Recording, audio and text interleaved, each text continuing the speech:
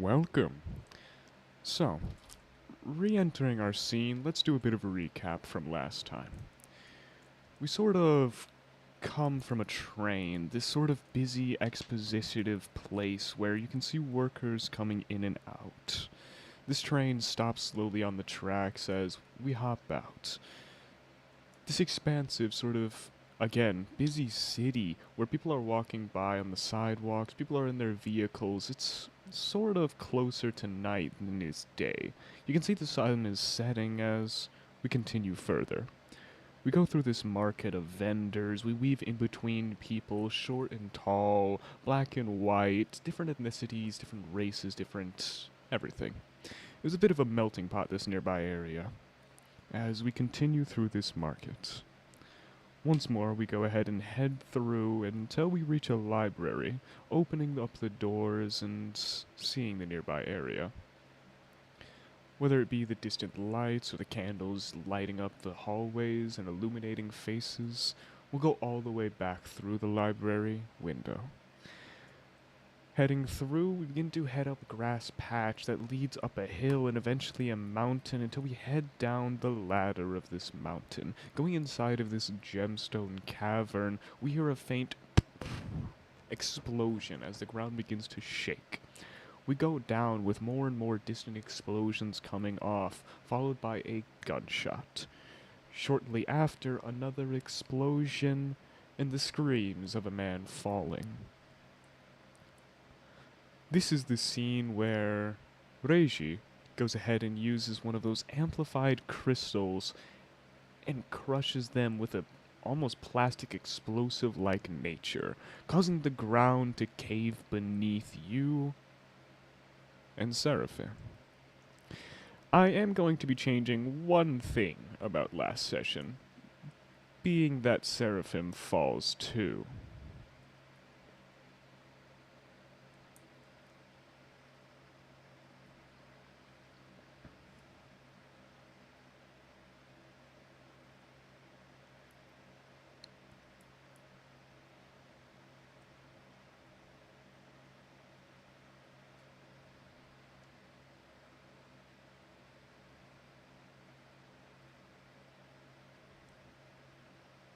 Alright, that works.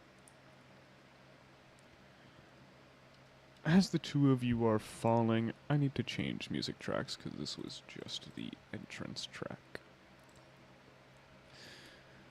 As the two of you are falling, you feel this immense sort of weight in the air. It's cold, it's sort of grasping. Oh, I had my YouTube unmuted. Oops. Alright. As the two of you are falling, it's sort of cold, it's grasping, the air making you shiver upon immediate impact. You even in the distance hear the light sound of dripping water. It's planking harshly against the cave floor as around you notice these ice-like crystals that build up around the entire place, forming like pools everywhere. This particular area is extremely cold as your back hits against this sort of rough, this sort of level floor. Each of you feel almost stunned, dazed for a moment even.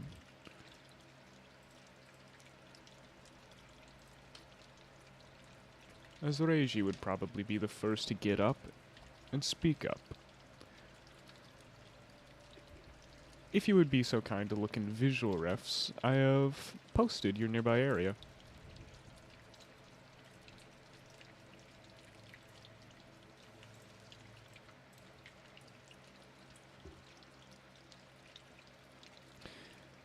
The first thing that would be heard, beside the ringing in your ears. Oh, that was a fall. Beauregard!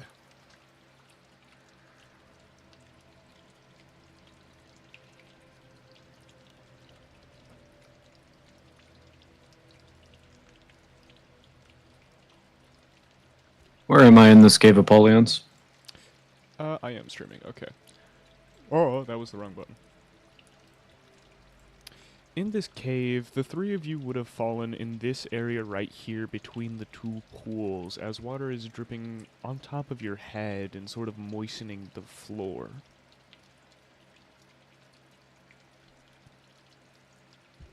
I see.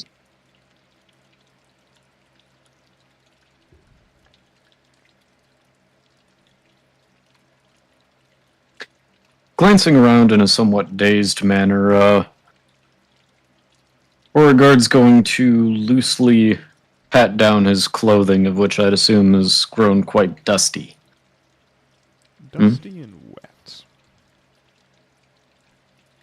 Oh, for the love of... Ah!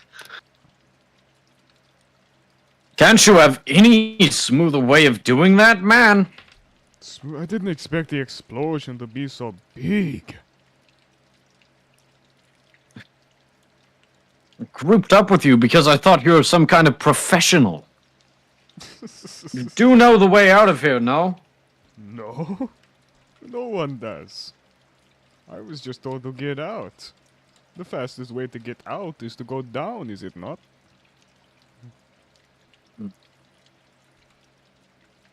Well, I've already gone through a lot of trouble for you, you know that, right?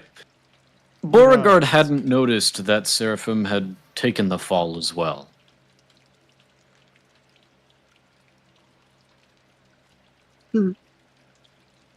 During when she had originally fallen, she managed to catch herself a little bit earlier, being able to reposition herself a little bit elsewhere. Maybe she lost her footing along the way. Maybe she jumped down herself, but she found herself down here with them.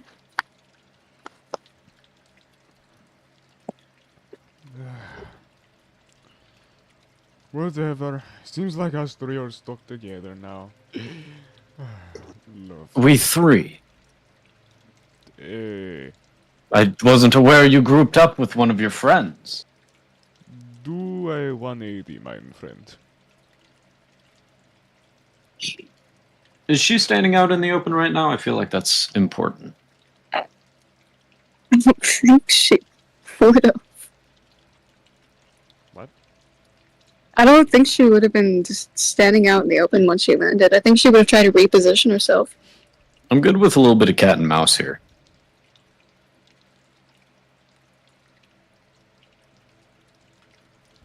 That's all right. Yeah. Reishi would sort of bash at the side of his own head, sort of rubbing into his temple with his thumb. I swear someone else fell with us. Well, maybe one of those rocks looked somewhat person-like. I would not be surprised. Everything in here is magical, apparently. So, I take it, of course, our conversations, what little there were cut short now, as Beauregard finished dusting himself off to the best of his ability. Would start walking along, trying to ascertain as to a certain path forward. Now, you are by no means an honest man, and, well, I'd somewhat assume you to be some sort of cold-blooded gangster, as it were. That is hell of a statement you bring up. A hell of one indeed. You see, I only wondered because your underworld connections could be somewhat useful in a city, no? It could be. Implying we get out of this hellhole first. I have no intentions of dying in a cave, bejeweled or not. As to die. Now, well then, chop chop. Don't have much time and all. Only 12 hours or so, and neither of us know where we're going. You'd be right there. He would begin to pat down his pockets as you would watch him pull out one of those metal cartridges, the ones you put cigarettes in, but rather than cigarettes, there'd be cigars. Striking it Big across ass thing for him then. Hmm? Big old thing for a cigar then. Sorry, just commenting to myself. No, you're good. As he would strike it along the flint band inside of it, lighting it and beginning to smoke it.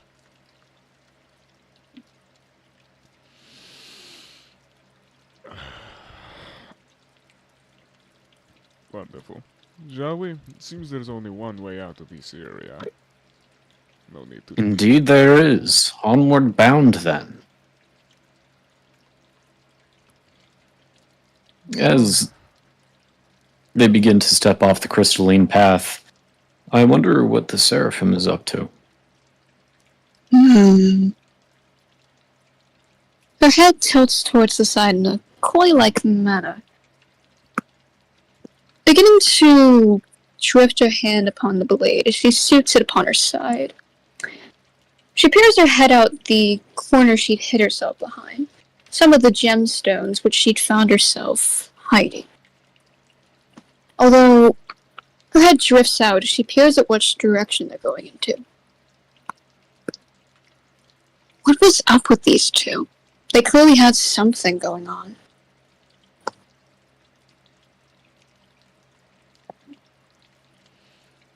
Which direction are they heading in? The only way out of this nearby area. You see that lake or that puddle that leads upward? Oh, that one, okay. Yeah.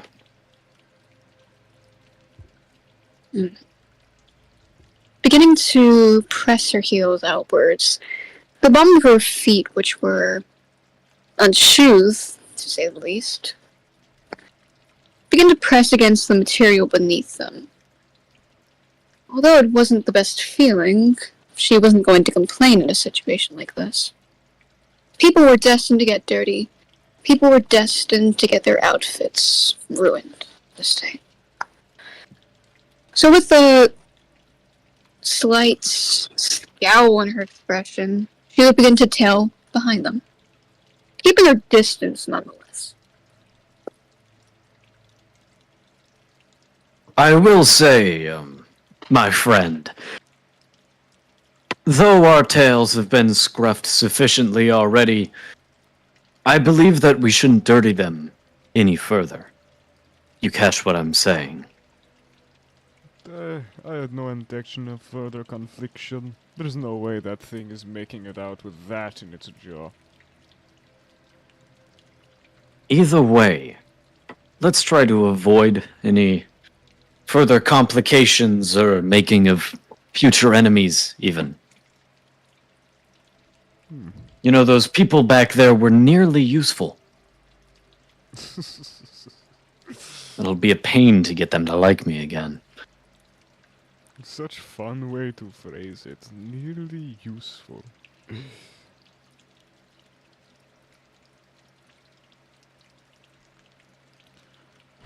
Though I am curious about one thing in this room. Walking along the side of the puddle, Reiji would take his hand up to one of those large green crystals, the one that were protruding from the walls, almost looking like a jade, as he'd snap it off with just his left hand. No immediate effect happened as he sort of just kept it there. Are these ones boring? A slow effect, maybe. A slow effect. Yeah, could be. Could be. I'll hold on. I'd recommend probably not directly touching them. Why is that? I'm sure there's some adverse condition for you doing that. Maybe later down the line. Or it's helpful. It could be. After all, didn't that fellow say that all the gems in here did something? Yes, that is what was said, to say the least. Beauregard would take a look over his shoulder at the thing. Let's see. Apologies, it's been a minute. What would a roll for being able to tell what that is be from? Tell what is? The thing he's holding in his hand. The gem? Yes. Any sort of way I could ascertain to it using a special detail-oriented eye, such as myself, being somewhat accomplished in false gems made of glass, that sort of thing. You can roll Anything like that? attention. Tension. I'll let you roll attention. Let's see, what is my attention? 5. Neat.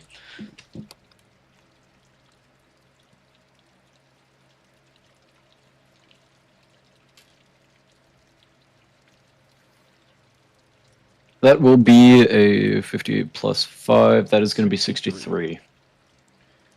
As you see the gem inside of Reishi's hand, you notice it sort of pulsates a light green, almost in tune with a heartbeat.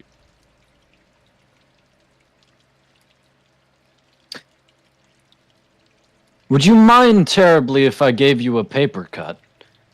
A paper cut. Why is that? If you'll humor it. I have a theory, and depending on whether I'm right or not, we may be wanting to grab several of these crystals. Reishi As hesitantly would take out his left hand, the one holding the gem, as he just put it out as a fist bump to you. the knife would slide into Beauregard's hand from his sleeve, as very carefully clasping the side of his hand, he'd slice lightly against two of the knuckles, just for extra variance testing. It would graze across lightly as you would see just the smallest silhouette of blood beginning to leak. It was a light slash, and after maybe 5-10 seconds, you notice that the bleeding had already stopped.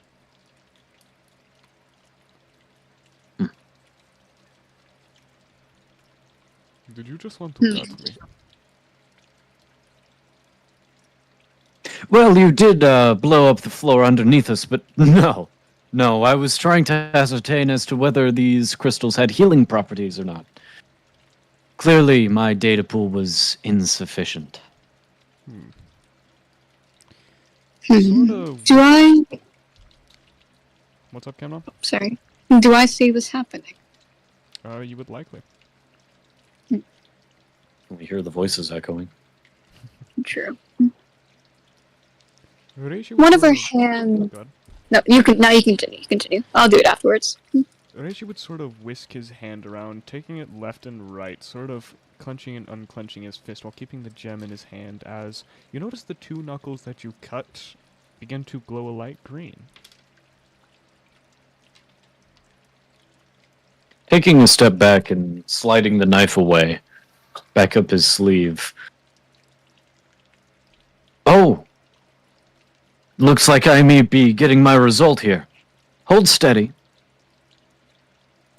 He would do so. For a few moments you would see as he would hold steady as the green got stronger and stronger, almost to a lamplight, as two crystalline gems would burst from his knuckles, breaking the bone and sort of giving this spike to his knuckles. As you see blood come out of it. Ah! God, what the hell? There was just two large green spikes coming out of his knuckle now. But they were sealed. Is this what you have Looks in like mind? it's... Jesus. Well, the negatives aside, it looks like your wound is scabbed over with the crystals. God, that is painful. Yes, I'm sure it must be. I apologize for the inconvenience, but you may not be able to use that hand. At least, without potentially rupturing the spikes. You would begin to wave it left and right in the air as if trying to shake it off. them clanking against the wall nearby as it just leaves a cut in the stone.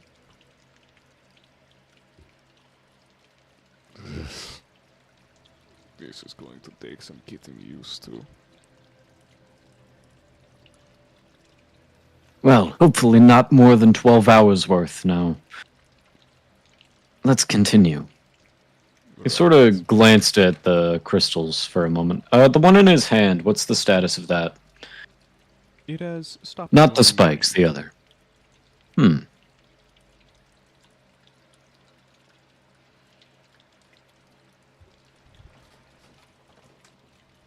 It couldn't hurt much. He'd pop over to the wall for a moment and ice pick out a shard for himself, stowing it away in his jacket. You would do so.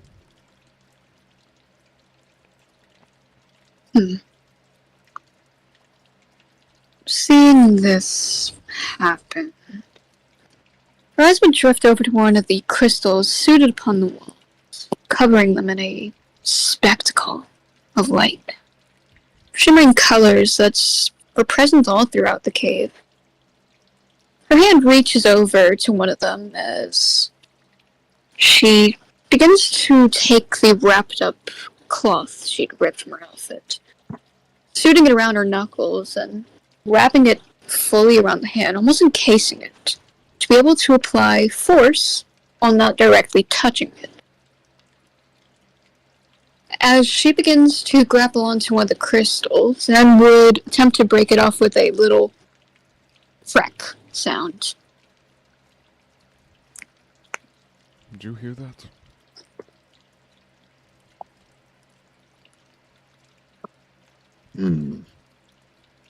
Beauregard would glance slightly in the direction across from him. Could be an animal. What did you say about my hair? I think it's just fine. As he pulls out from his pocket a small personal mirror, patting down his hair as he looks directly at it to see if there's anything behind him.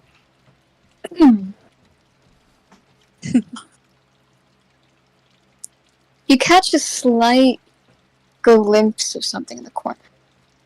Maybe it's just a trick of your eye, but you can't be fully sure. Maybe what looks like a feather?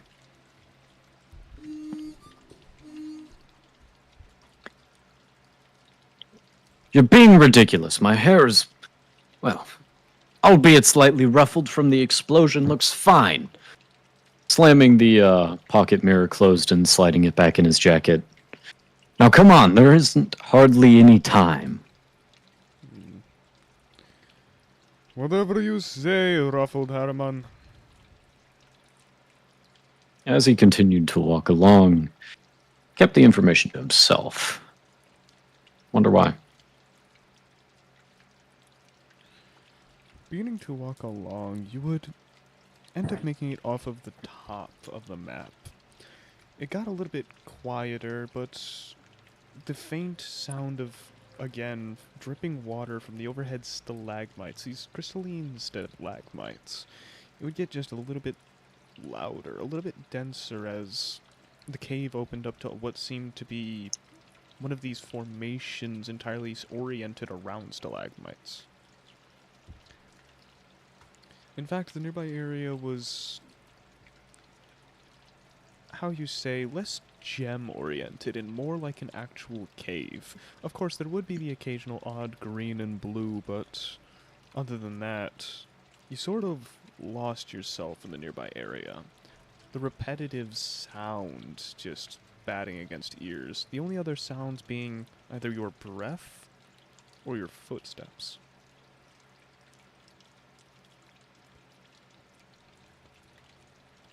Still have to find an animal. You think this would count? As he raises his left hand with the gems inside of it. Does this mean I'm part crystal now? Well, maybe if we cut you down your back, we could make you entirely out of one of those. Should pass us along just fine. Bloody hell. That would sure be a sight to see. It sure Be beats rather me. horrifying. Yes, I agree. Now let's please continue. You spoke somewhat dismissively, walking forward. So much for Hmm. small talk.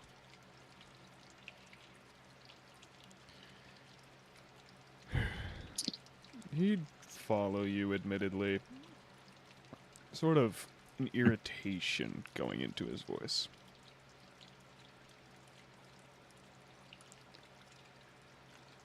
Moving into this area, a lot of the blue crystals were gone, and a lot of the heat returned to the nearby area. No longer could you see your breath.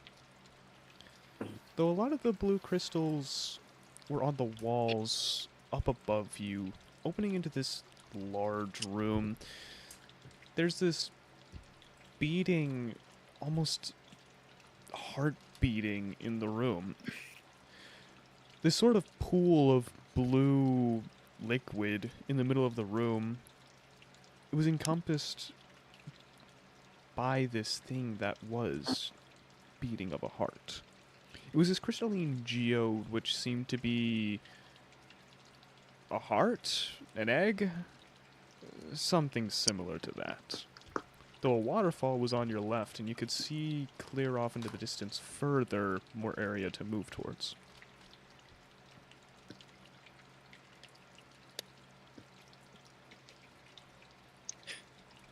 Oh my! Would you look at that? You think that would count as one of our creatures?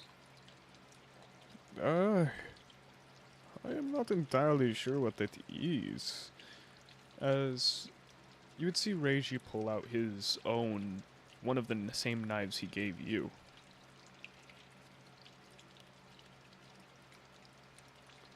Could be a trap, you like those anglerfish. No? Could be a nest. Could be a nest.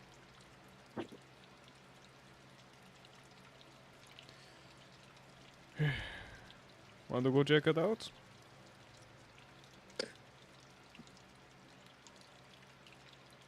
Considering you're the more heavily armed person here, I'll watch your back, he'd say, sliding out his knife, seeming to keep in close proximity, but it was clear that he wouldn't be going in first. Oh, wondrous. He would begin to step forward, stepping along the walls as he dragged his hand across it once more, that green gem in his hand cutting again into the stone. As his first left foot would plump into the liquid, it would sort of slosh, almost like a slush, as you immediately see him shiver. It did not feel right. Ugh, it's cold. It's like... Ugh. I don't like it.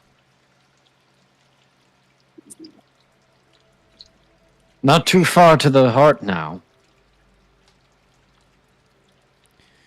Beginning to trudge through it once more, his left and right foot almost getting stuck as if he's moving through snow.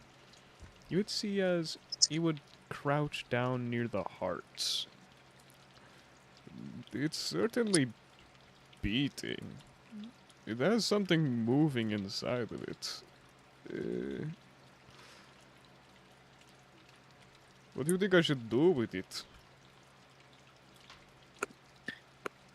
Mein friend, I do wonder with how well your hand's cutting through everything. What? What it may do to other crystals. Does there look to be multiple things in there?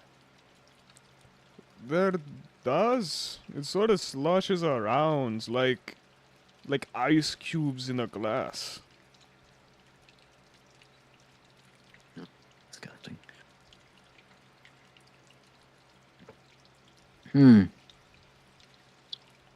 Cut us a sample and let's get out of here as soon as possible. Aye. My go on the next one. As with his pocket knife, it would sort of clank against the ice, not even denting it, before he would use his left hand, the one that had crystals on it, sort of sinking in a little bit more difficultly, definitely harder than the stone nearby, as to begin to take pieces off of it. Ugh. You think other people are around here yet? I'm getting bored talking to you.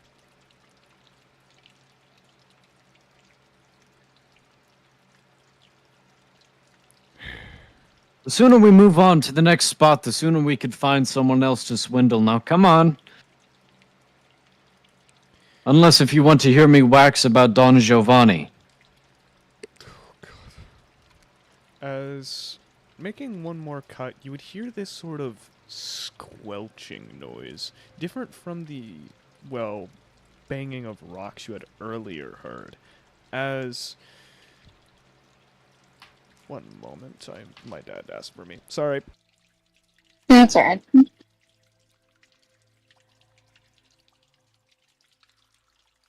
Me when I'm trying to get this guy fucking killed. Yeah, I kind of get that thought. I mean, hey, we could team up together, and I can step up behind. I mean, hey, I'm trying to bring up a conflict that'll be interesting for your little schmella to join in on. Yeah, Hopefully she's this is a waiting for trap. something to happen before she acts. Beauregard is too, and I'm gonna say he fucking saw your ass and just isn't saying shit. Yeah, you definitely saw a wing sticking out of corner. Conspicuous ass feathered wing around a corner. No, my hair is fine. Conspicuous wing. I wonder who that is. My hair, of course.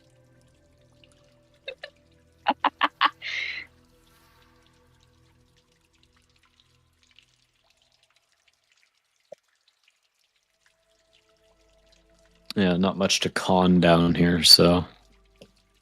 But yeah, listen, you do something, and I'll come up and I'll... Fucking. Start fucking stabbing. Yeah, there isn't much to con down here, so I'm kind of just relying on the fact that I totally did something illegal for this guy, and now he's hopefully going to get me at least one crystal before he betrays my ass. Yeah, he seems like he's getting tired of you. I'm expecting that. Definitely. Music change. You would see as this squelching noise would erupt, what would end up happening next is this crystalline creature crawling out of it. Beauregard, I think it's a... As it would leap onto his face, what would end up happening is you would see a squelch of blood immediately land next to your feet.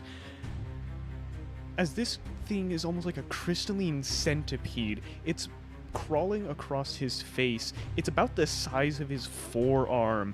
As you can see, its legs beginning to cause frost to erupt across his body. I wonder.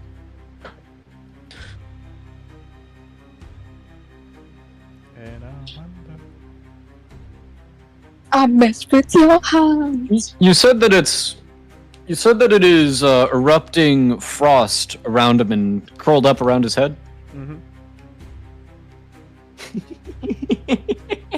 He's perfect. So remember that green fleck of crystal that I got? Mm-hmm. What do you think could happen if I threw the sharp part at his head? Oh. I don't know either. I kind of want to find out.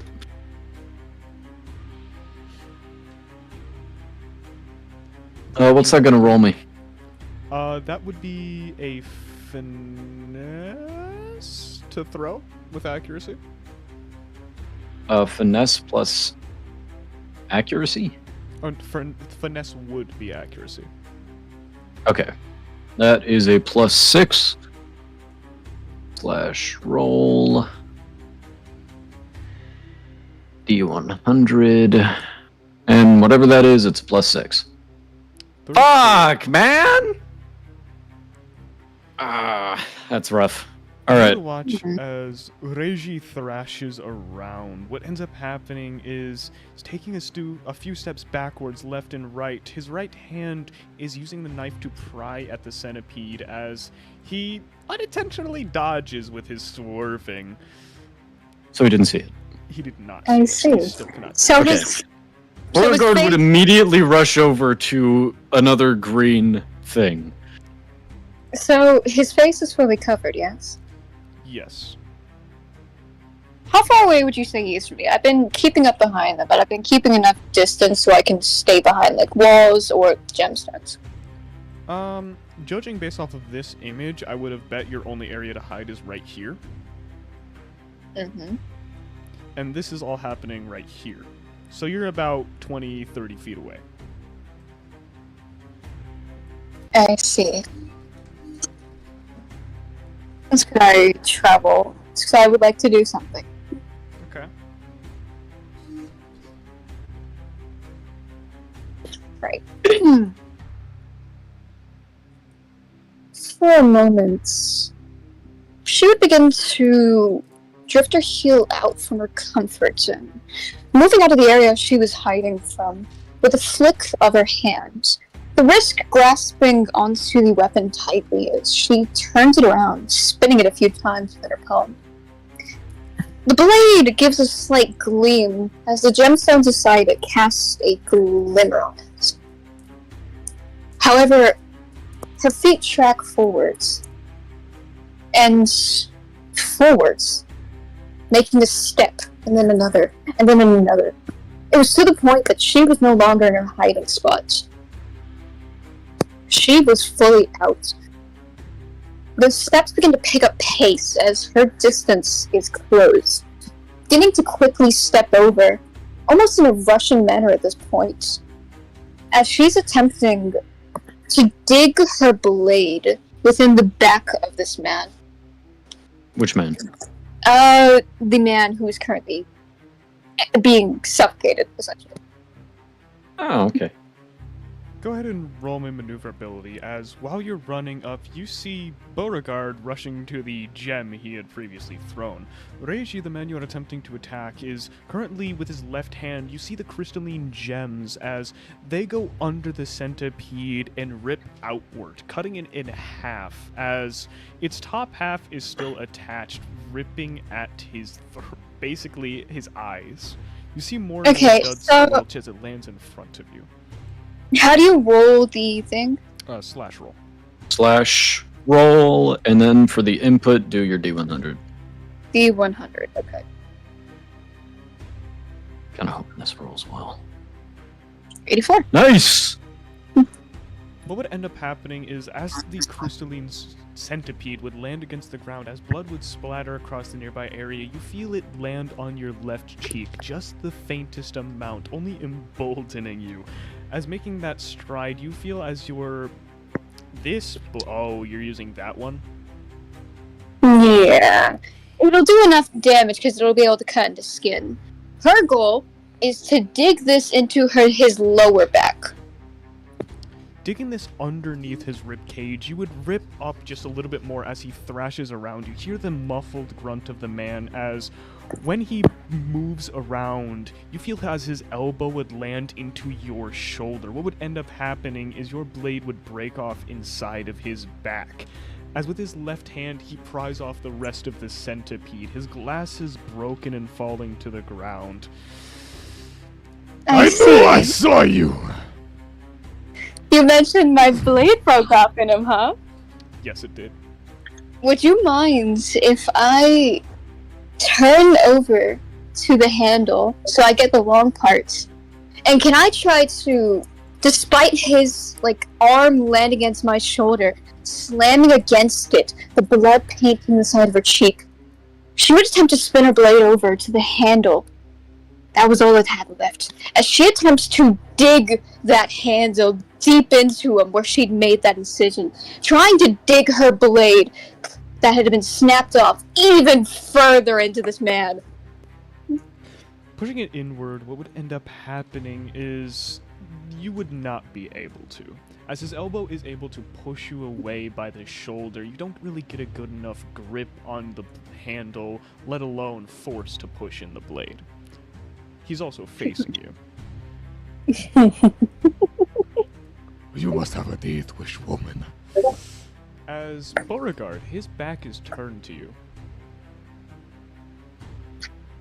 Hey, so you said the thing was going for his eyes, huh? Yes, he is partially blind as when you look towards him, you see his left eye is completely gouged out, and his right eye is probably And what's the not status of his best. jacket? His jacket? Yes. It's covered in blood. From the best of my memory, he keeps that gun under which arm again?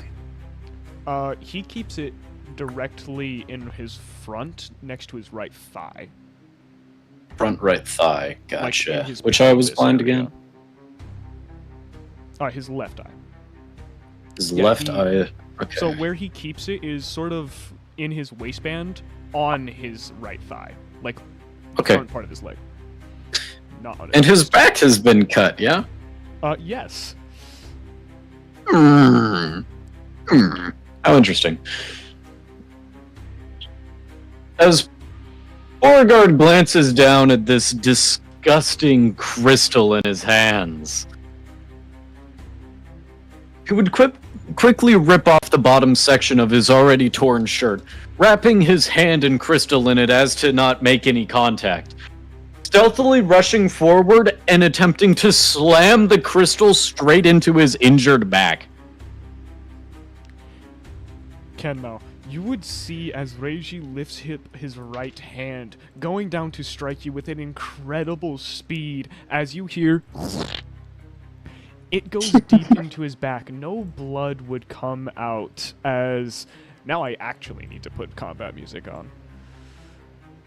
The only thing that'll come today is your death. My death? He would sort of cough, no blood coming out, but you would see Drifter as from his back, there would be no blood. Rather, you would see the faint glow of the crystal in your hand completely die. I knew I should have blown out your brains the second I got the chance.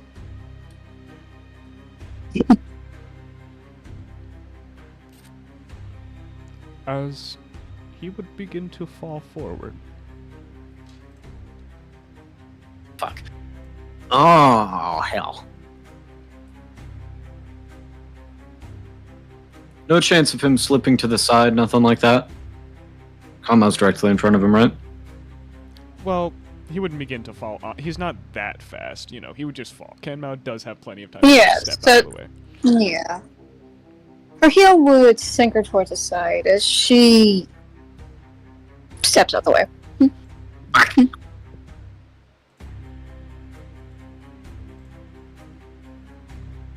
As he stays slammed into the ground for a moment, Beauregard has momentarily forgotten about the centipede.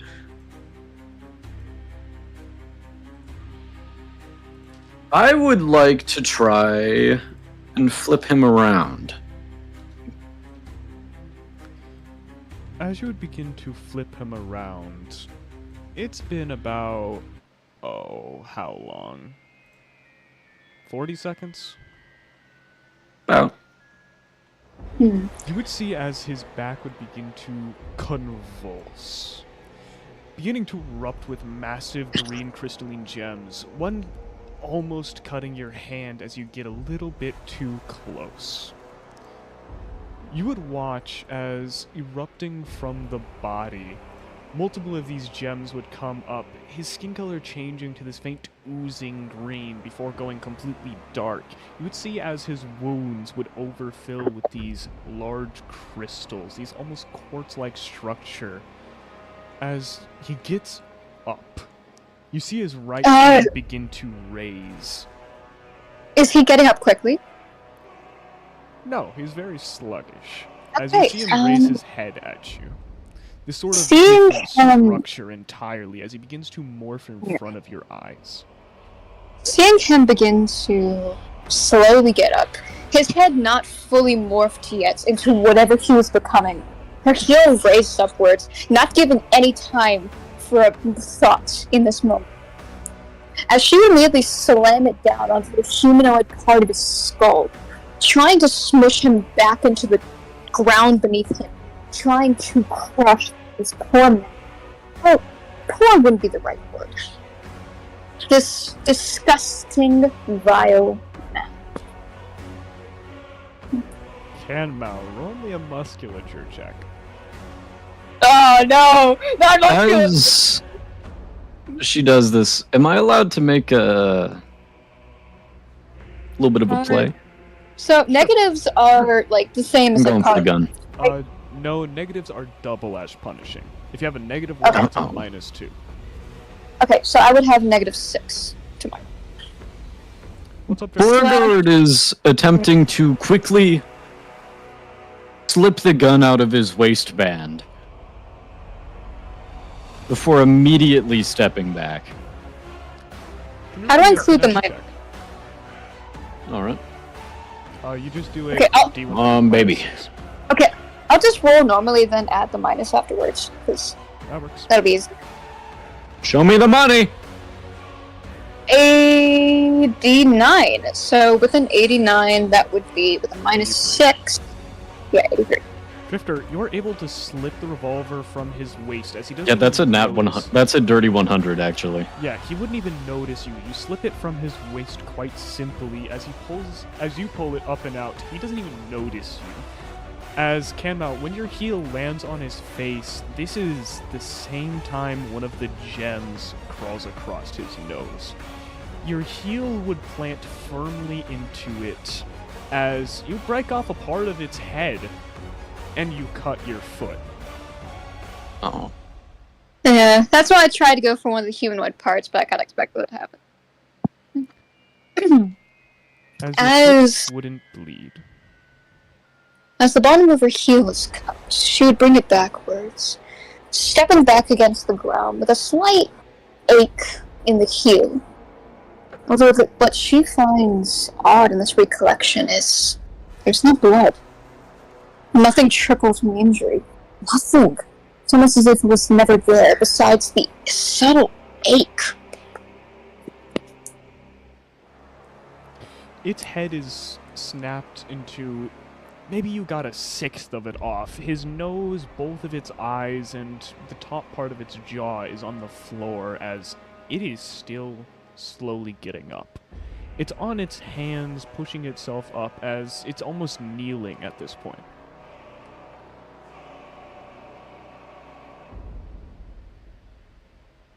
Oleons, you said we're in a more cavey kind of thing, right? Yes, you are. Caves are rather well known for their slips and crevices, no? They are. This guy's getting bigger because of the crystals, yeah? I wouldn't necessarily say big. Spikes protruding out of his back, any wound spots being covered over by crystals. His physical form. Back the stays way same, we but came, still are there crystals. any little slip sections with any other green crystals that Beauregard would be able to kind of sneak his little way through? What do you mean slip section? Slip sections, skinny bits in caves, particularly that of leading into other entrances, exits, or roundabouts. Pathways. With small entrances. There would be like hooks and like holes in the wall, but not exactly leading to other areas. Well, that's mildly problematic. I wonder what would happen if green crystals interacted with other green crystals. I'm just thinking to myself, Kamo, feel free to move in this. I just need to gather more information. Beginning to step back, taking a moment to get away from Her hand feels where her blade originally was, only left with a handle. When she stabbed him, did he bleed? No. Did more crystals grow? Yes. I see. So we'll probably need to brute force this and break him apart. Kenmo, Maybe. as you're thinking and as you step those few steps back, you feel as your heel would explode almost. You feel as blood would spread across the ground, getting replaced with these crystals as you basically have a stiletto on your or your right heel. I'm taller now! Only on that one side. Fuck! I need to like step on him again to get another heal. Don't say it like that. Oh! As Kenmo, I have it. roll me a stamina check. Sure. Don't have anything in stamina. So let me. The jacket's still flowing? One more time, Drifter. Is the jacket still flowing? Hmm? Is the jacket still flowing? Last session, you spoke of several items within that jacket. His? Yes, his. So it's not really flowing necessarily. It's sort of skewered by some of the crystals, almost like meat hooks. It's Napoleon's, strange. where are his grenades? His grenades. Yes, the ones that because you said he had several. You are on. They're his on back. his Or no, you are at his back at the moment, so you can't see in his coat. Interesting. Do I see in his cup? I'll slowly step back here. Need to gather more information. Conmao, you're on your own. Good luck. Okay. I expect that from you. Let's see. No, I'm It playing the hurts character like actually. hell. But you're able to move. Are any parts of his head still human? Nope. Not at Let's all. see. As the crystal grows more and more, you notice as pretty much all of his blood is expelled from his body, turning into this viscous green. Does it seem like he's struggling to stand up? Or is this just giving him some rush of adrenaline? Does he still feel the pain from these things growing out of him? You cannot tell, but the body is not struggling, rather just slow.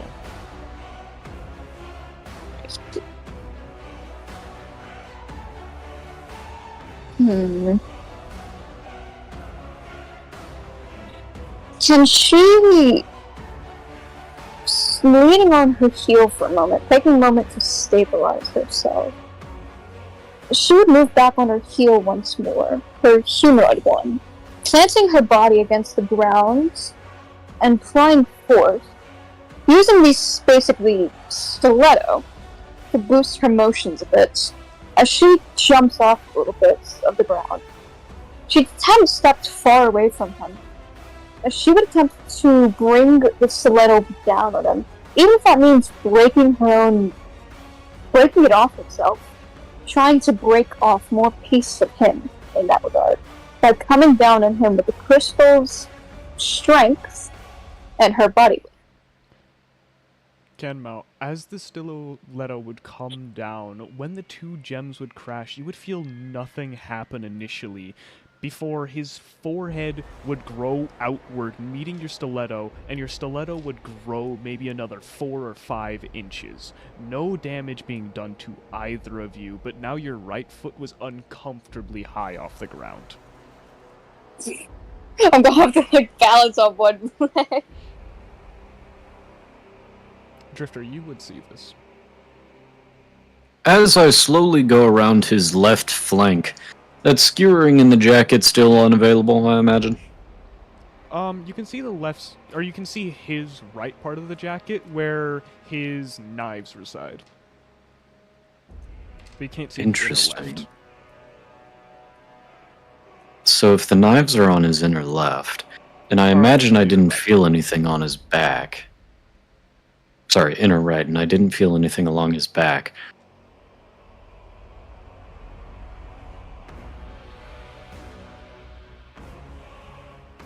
That damn woman. This may require an explosive exit. Beauregard shouts out for a moment. The gun is still concealed as he's backing up, seemingly in a cowardly sort of way. I have to make sure. Canmel, Since your he's- foot would be headbutt as it landed against his, rather as it rested against his forehead. You would feel as your foot would be pushed up and off, landing you on your ass while you're distracted by Beauregard. I see. He's facing towards the front of me. Beauregard had mentioned explosives. Was a part of the explosion that happened. Do I see the inside of his coat? Again, you can see the knives on the inner right part of his coat, but on the inner left part of his coat, what you end up seeing is, well, there is a lump in his pockets. I see. I have an idea. Because there's No. because there's extra length to her heel, she's not a coward. Like the dumbass backing up. As bringing her heel forward, she's on her ass, basically sitting in front of him. She would attempt to use the extra length that was added on by the crystals on her heel, trying to dig into the crevice of his coat, just to pry it open a bit more, to see more to what this lump was, to find the explosives. Her leg basically jamming close to his body and by his face. One more time? I'm confused. Okay. So we're both on the ground. You're She's on the essentially. ground. He's getting up. Oh, well. How far is he getting up? It's halfway up. He is so he was kneeling before. His knee is almost all the way up. Oh, He's okay. almost standing. Okay. This may be a cheap move. Does his? He does not have Oh. balls.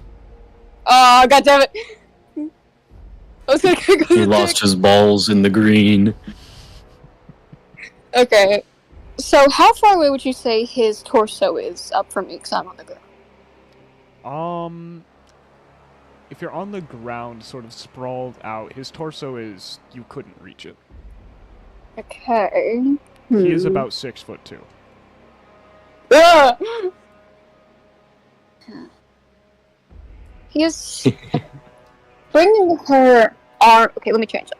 Bringing her arm over to the back of his leg. Some parts of him were still humanoid enough. She just needed to get him on the ground. Loud incorrect As- buzzer. There are gems Oh, all over his body. They sprouted God damn it. mostly across his body. okay. I can't do it. I don't know what I can do then, because any You can human attack part. him with that. Yeah. I have a plan, but it's a bad one. Because I know for a fact, and I don't think this is metagamey, because those are the marbles. At least Beauregard would know that the things in his pockets is a bag of marbles. Damn Not what I'm looking for. Damn it! I'm not that stupid, Apollons. I know, but can't help us. Okay. Yeah.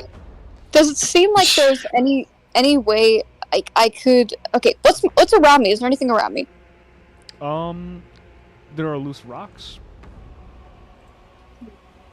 I don't know what loose rocks are.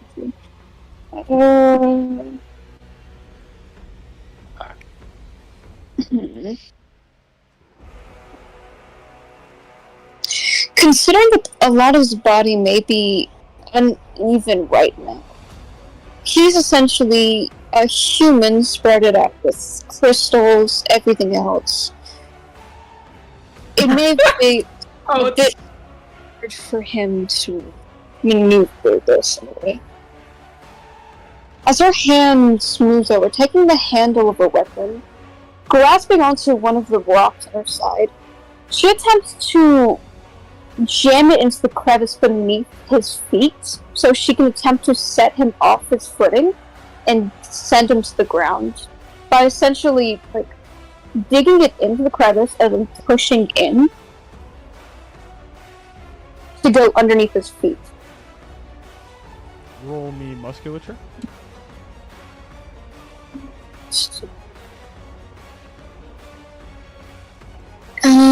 Grab that. Meet the -6. Ugh. 36. -6. 36. What?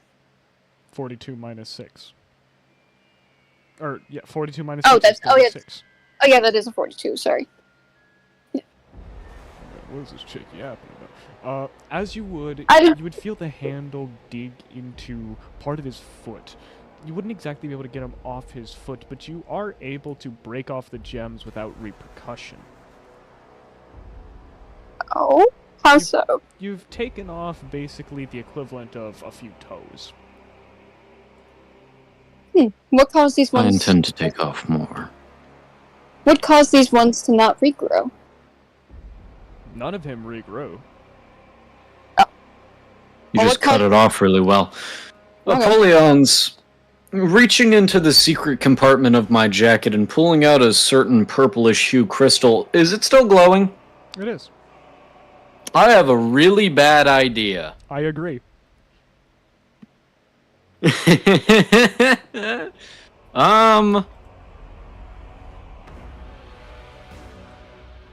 She's too close for the grenade, so this is safer. Those grenades have to be on his back or left pocket. Not left pocket, jacket. Well, fuck it. I've been sitting around spectating long enough. Beauregard is going to slip this kinetic crystal into his hand, and as hard as he can, launch neck. You. I told you I did not have a good idea, but this shit is the only one I've got. As the crystal would fling through the air, you hear the. Oh, I don't even have to roll. Nope. Uh-oh. You hear the slightest as it goes through the air, the own power of the crystal making it launch further. As sinking into its neck, you would begin to feel warp happening. In this nearby area, all of the blue crystals turn green. As in the man's neck, it would begin to glow bright purple and then explode.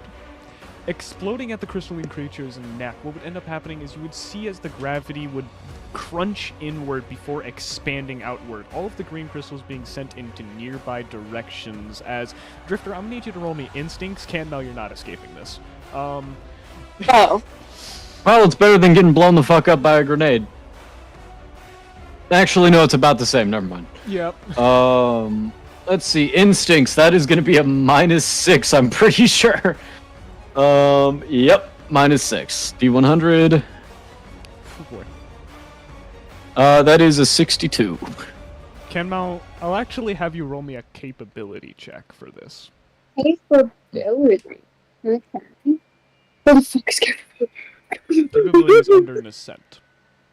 God damn it! I have negatives and everything.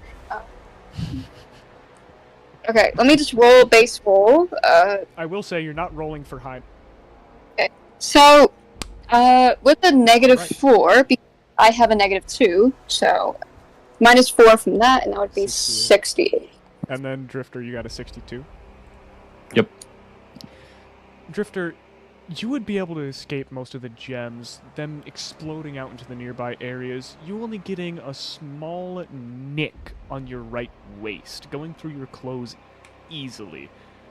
As Canmel, you are definitely not coming out of this unscathed, as I'm going to even out your stilettos for you because you got the nice roll. Yay! As your foot violently bleeds and expands outward, you have permanent heels now. No! I didn't want heels! Permanent. I didn't want to be taller! Drifter, I make at your Yep. waist, you would feel just this small incision as it expanded outward. It would sort of cover the right side of your waist with this almost crystalline cover. I can live with that. As the creature, even with its head gone, does not stop moving. Rather, you see it You gotta be move fucking kidding me. slower.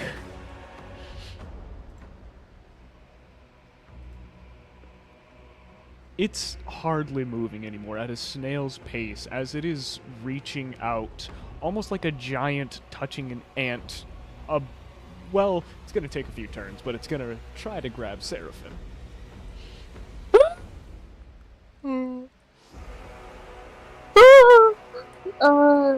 Let's see.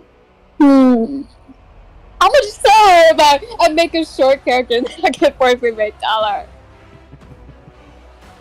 I'm sure they're removable eventually.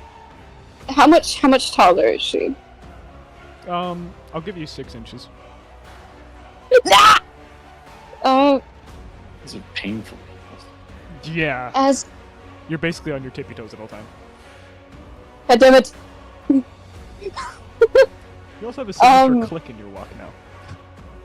So, beginning to watch as his hand is just slowly etching out towards it. Stepping back on her ass, she would begin to utilize her heels.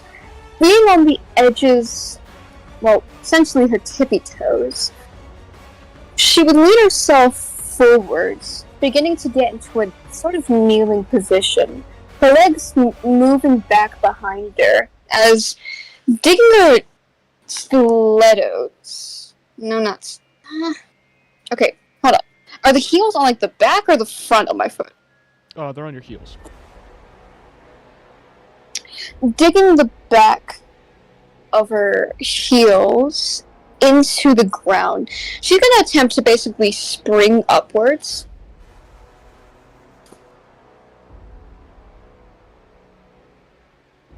As she's trying to boost herself up. Pushing her hands forwards for a bit of support. You are able to stand. Awesome! God damn it. Hey, so where's that head at? Around the room. What? Damn it. Yeah, exploding outward at the neck, that's when it sort of erupted. You saw it sort of congeal from the bottom up. That's disappointing. That's gonna be my creature crystal. Souvenir. Put it on a keychain. Yeah. Where'd the caterpillar go? Oh, that thing got ripped in half. Oh. Yeah. Yeah. Man, I should have just fucking stole his gun and shot him in the back of the head.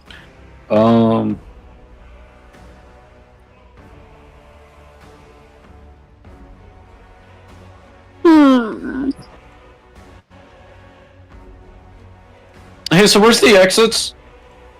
All the way down in the room. I mean, hey, at least this guy's basically brain dead. I don't You think. could go back from where you came from, or you could go past the waterfall.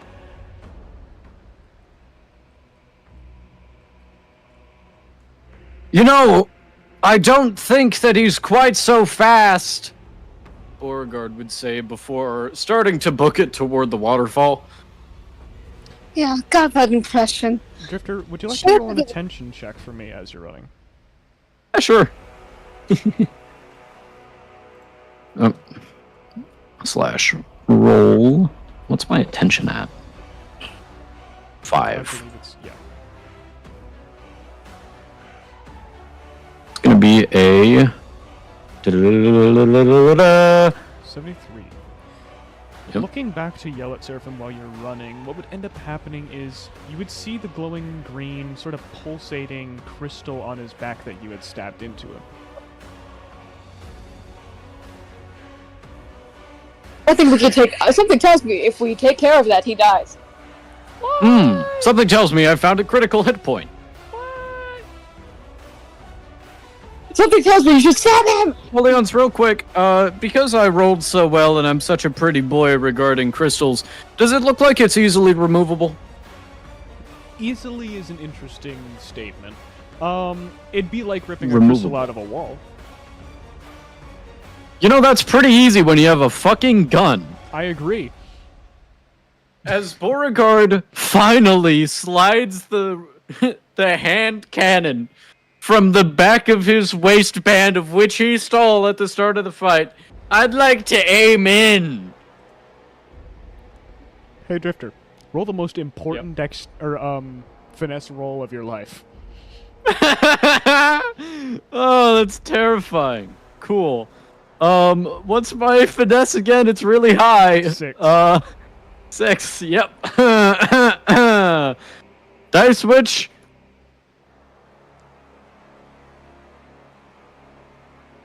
Please don't be a dice bitch. Fuck. All right, that's a 53. Aiming forward, how many shots are you firing? Healthy, all of them. Firing the rest of the 5 remaining shots. You would feel the kickback Crazed gunman. revolving on your hand as you aim super inconsistently. All the 5 bullets as... Canmao, you're standing now, aren't you? Yeah. Bro, I mean, I'm standing right in front of him. I don't think that the bullets would go by and hit me. you're pretty That's fucking because big. I mean, he's a lot bigger than me, so I think- Beauregard is not from the Wanted movies. I'm not worried about him Not being- been I'm not worried about the bullets carving. Ricochet, maybe, but What would end up happening is all 5 of the bullets would land into the man's back as you would see as the gemstone would pop out, almost like pulling out a power cord from a wall. The other 5 bullets going cleanly through the stone. Hey, Canmao, I'm gonna nick you with a hole on your left wing. that's fine. you've got a hole in your left wing. That's okay. I'll steal feathers off a bird feeder. You're- Beauregard immediately hightails it toward the crystal, yoinking it, and then continuing to run toward the waterfall. I've done my part. As the crystal would pop out, you would notice as the creature, what used to be Reiji, would kneel forward in front of Canmao, the gems beginning to pop out of its body and the stone beginning to crumble as left there, Canmao, your blade from earlier is shrouded in this green crystal. Ah, Hey, there's my passing ticket. wait. Beauregard picking up the crystal and seeing the man,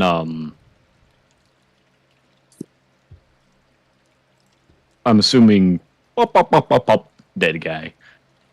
Pretty much disintegrated, yeah. Just a pile of rocks on the floor now. He'd look at the gun in his hand, and then down at the thing, then at the gun, and at the thing. Bullets got disintegrated too, didn't they? Yep. Okay. Going over to the waterfall now. I'm just gonna stow that away. Taking the cloth from earlier, she would intertwine it around her palm as she would pick up her now disgusting blade and would wrap it up. She would hold it towards her side, however, not wanting to deal with the circumstance of if that bled through and then got all over her outfit. As she begins to step over, the man that was now on the ground would be left there. Disintegrated pile of rocks of once was disgusting yakuza. As she begins stepping towards the waterfall. Taking a glance at the rock in my hands now, Pollyon's, it's all it about. One more time. taking a look at the rock in my hands, does it look like it has enough creature in it to pass me? Well, the rock in your hand is pulsating like a heart, as yeah, it might pass you. Does this thing I'm holding have enough to pass me? It's It is whatever the guy not was. pulsating. Aw, bit of shame. I'll have to find something else to kill. As Beauregard continues quietly through the waterfall.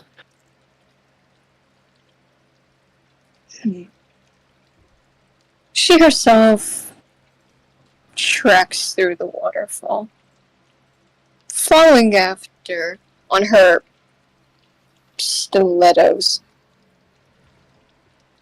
You said 6 inches. How tall was she before? How much did I say? Fuck, I forgot. About on the shorter side, like 5'3", right?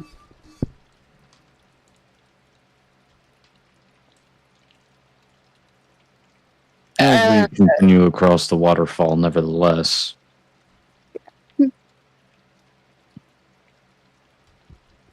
We continue on nonetheless.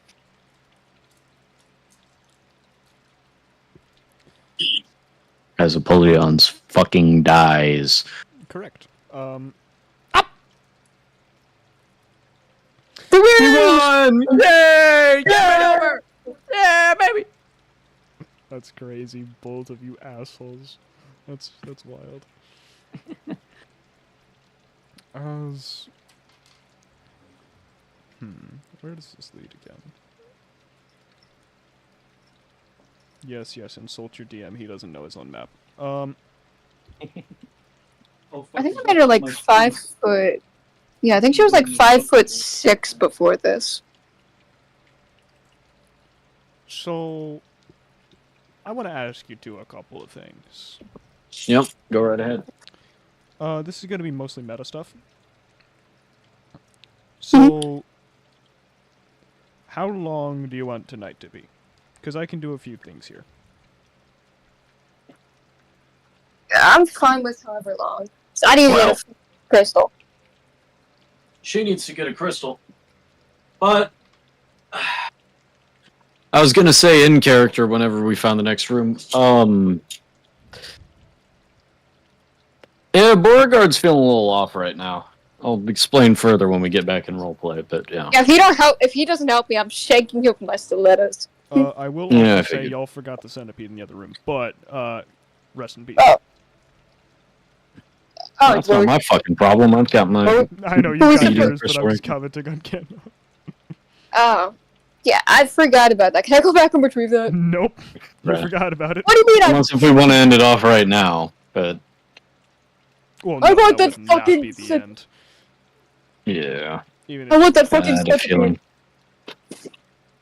Let me have it. I forgot about it. So yeah, you forgot about it. Motherfucker, my character. Oh! You man, your character just got fucking a whole new world. At least until you want to get rid of those, because me personally. But, I want that goddamn caterpillar. It's not a caterpillar, you retard. Anyways, as we continue along, ideally, not too much more, please. Have mercy. well, that's not okay. So I'm having to segment people into different groups again because this happened so late. What I'm asking you to is, do you guys want to hop in on the sessions tomorrow and Wednesday? There's a session tomorrow and Wednesday. What do you mean tomorrow and Wednesday? Tomorrow and Wednesday, it's going to be the second part of the exam for Eno, Jay. Hi, everybody. Hi. Yeah. Would we? I'll hop in on those, sure. Would we be a part of it then, or would we Yes. still here? Okay. Because That this means is we need to finishing get up out the of this first cave this exam. session. You are getting out of the cave. Wait. this session, yeah. And also, yeah, she would have grabbed that corpse. Let me take it. Nope. Well, okay, Let what do you mean? barely just walked out the area. Why can't I grab it? You look Different loading zone, rocks Ka. fall, you die. Yep, a loading zone change. Yep. Rocks Loading fall in the zone pathway. change, You Ka. Loading rocks. zone, the previous rocks fall, cave in. To be fair, we did. If he didn't mention that, we would have forgotten that shit Exactly. fair and square.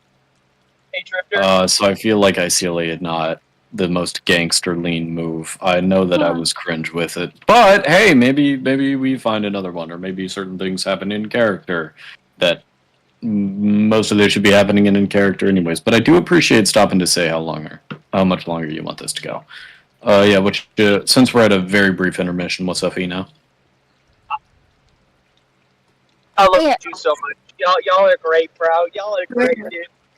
Also, if she's 5'6", and then I get 6 inches added on to the back of my heels, she'd now be 6. Oh, fuck you! God damn it! she'd now be 6'2" with Are you benefits. fucking kidding me right now? She 6 wouldn't foot. know What kind of fucking math is that? You're 6 Also, flat. That's 6 Okay. foot. That's Well, she's 6 not foot. even 6 since it's 6 to her heels. She's Yeah, more like 6. That's 5'10". That's why I said with benefits. Okay, buddy. Yeah, on your Oh, tippy that's- toes, you're fucking. 6 All right, foot. let's Um, let's so- get these stilettos cut off of her.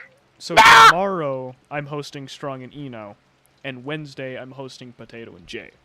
Ideally, I split you two evenly between those. I'm fine with that. Yeah, I'm from that. So that also would happen in character, I believe, because you two don't exactly want to be around each other. Not really. I'm pretty sure she still wants to kill me a little bit. Oh, you don't know that. Ooh. Well, that's not fucking very reassuring. Listen, man, I killed your friend. I mean, there's only I killed my I helped kill your friend. creepy Yakuza guy. I helped kill him. I gave you the opening. And Also, he's not my friend. Also, I stole his fucking gun, so I'd like a reference by You said day you or stowed tomorrow. it. You said you stowed it in the waterfall. No, I said I fucking made my way to the waterfall and stowed it in the back of my fucking jacket. Oh. Well, still. you No, don't have I any still bullets. have the empty fucking gun, Apollons. It's mine. I'm not giving you a reference for that. I'm my It's just a blade revolver, gun. Chug. It's just a revolver. I'm not Blaze But, fan. like, I'm not does gonna it have stab. like any cool detailing on it? Because he's a fucking Yakuza guy. No, his cool weapon Yep. is elsewhere. I'm not You're gonna full like of shit. stab. I hate you. Not- All right, let's get this going. Weep. Yeah, my actual weapon's gone. I gotta stab people at the back of my heel. Anyways, let's get this run. Yeah. Boring ass revolver. Bro, cry about it. Holy shit. I'm fucking with you. Why can't I find it? I'm so good at DMing, guys. Most locked in session. You're doing fucking shit. I know, you know, I know. Fuck you, bitch. You're doing good. Fuck you. This is what happens when you have a 2-on-1 session with two of the least combat inclined players. I have a -3 in muscular. I'm talking play style, dog. I'm talking to Garrett. Yo, y'all double team the Yakuza, alright? Like, Fucking shot him 5 times, bro.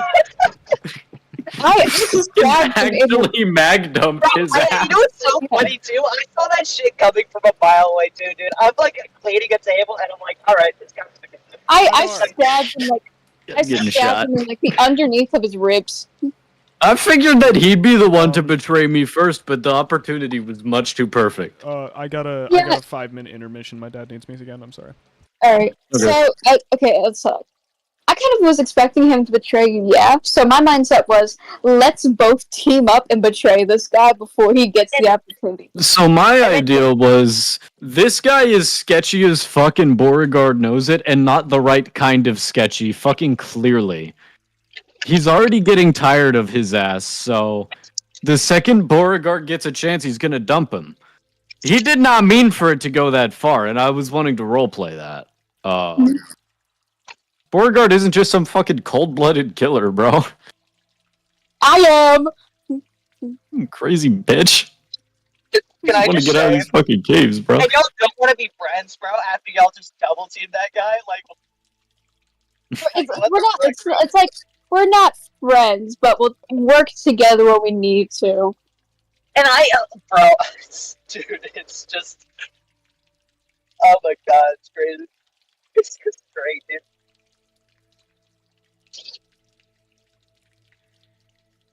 Yo, who's pissing, dude? Am I tired of this Beauregard now? No, I'm so Beauregard's fucking 6'2". mad, bro. You're gonna be Fuck. the same height as Luke, bro? Is that what I'm hearing right now? I mean, she's only that tall on her tippy toes. Dude, it looks to me like, what the fuck just happened, dude? Let me explain. What happened was like I got these crystals on like the back of my heel, so now I'm basically just standing on stilettos. So I'm still my same height. They aren't even like formed around my feet. It's just stilettos. Which could probably be cut off. Be kind of scummy if that was just an actual permanent thing. Yeah, I'm just saying, like, you're gonna have a hard fucking time running. I'm just Yeah, saying. because any mobility roll, you're gonna be fucked if you have actual straight up permanent stilettos. But now you're Yeah, just gonna be, like, yeah. Like her mobility's already fucked as is. Don't need it being more fucked. Yeah, that was really funny though. That was You know, just a dumb. cautious all of them. Oh my god, that was crazy. Holy fuck. I Thank wanted to fuck I show. have a good finesse with Beauregard, man. I know, dude. I'm like, I wanted to like show in her action that, like, yeah, this woman is actually just a murderer because she didn't like hesitate to stab him and try to further the blade even after it broke off. I was looking for a non-lethal way to get him out of the way at the She was start. yeah, we had two different paths because she was looking for a lethal way. You were looking for a non. And then I just tried to explode him, which, you know, by that point, dude, he was already fucking gone, bro. He was already.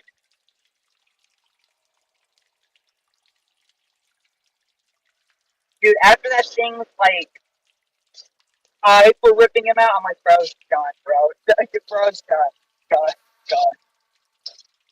yeah, once his eye was out, I was like, okay, time to kill. Like, he's gone, bro. Like,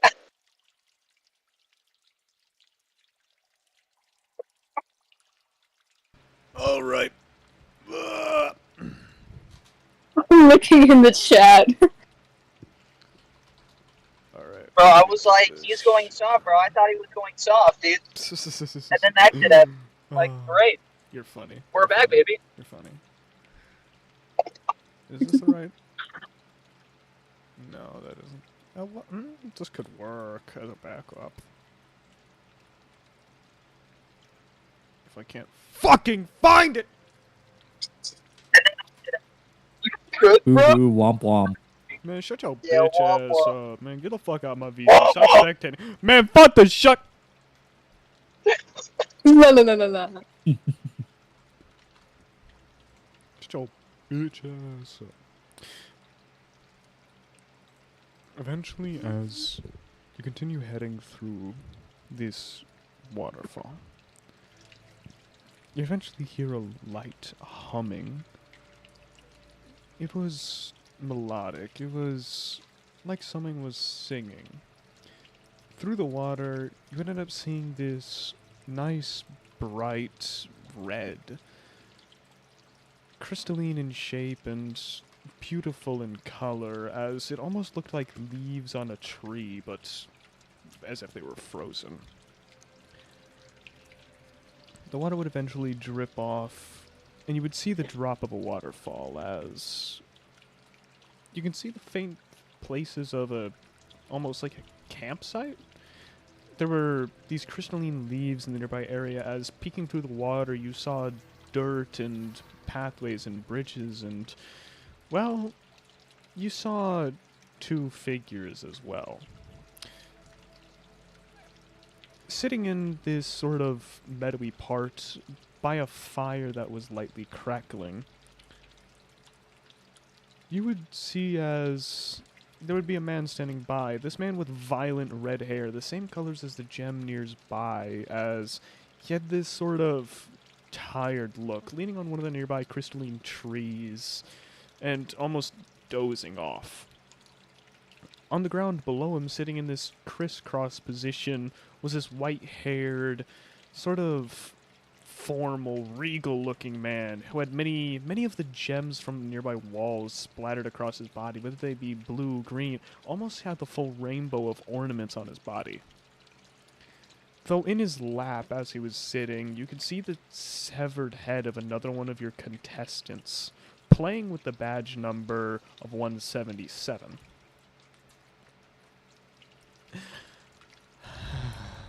You know, it's good that we found this break place before anything else. Don't you think? No? Oh, you're boring. What do you think the boss will feel about, well, winning the competition? I mean, they attacked first, but still, this is our 6th one. Still want my lucky number 8, though. This crazy son of a bitch. The man leaning on the tree wouldn't respond, just completely zoned and conked. As this is the sight you two would see. Is there any way around these crazy fuckheads? Looking at the reference image, they're on the far left, sort of... Let me pull upstream.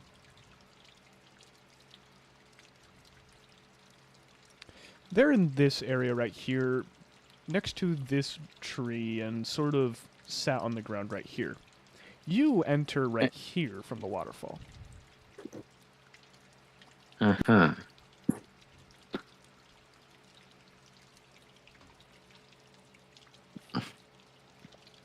Looks like the only 2 exits we have here, if I'm not mistaken, are the one leading to the darkness and the one past them. So, 3, really. You could come down here into the darkness like you mentioned. You could go past them like you mentioned. Or you could come down here this path. I don't have your stream pulled up because it has mic echo. Let me turn that I off. don't know if yeah, just turn off the stream volume. So, dark So- pit past them, and then down this trail past the log. And I'm assuming my silent writer doesn't have any,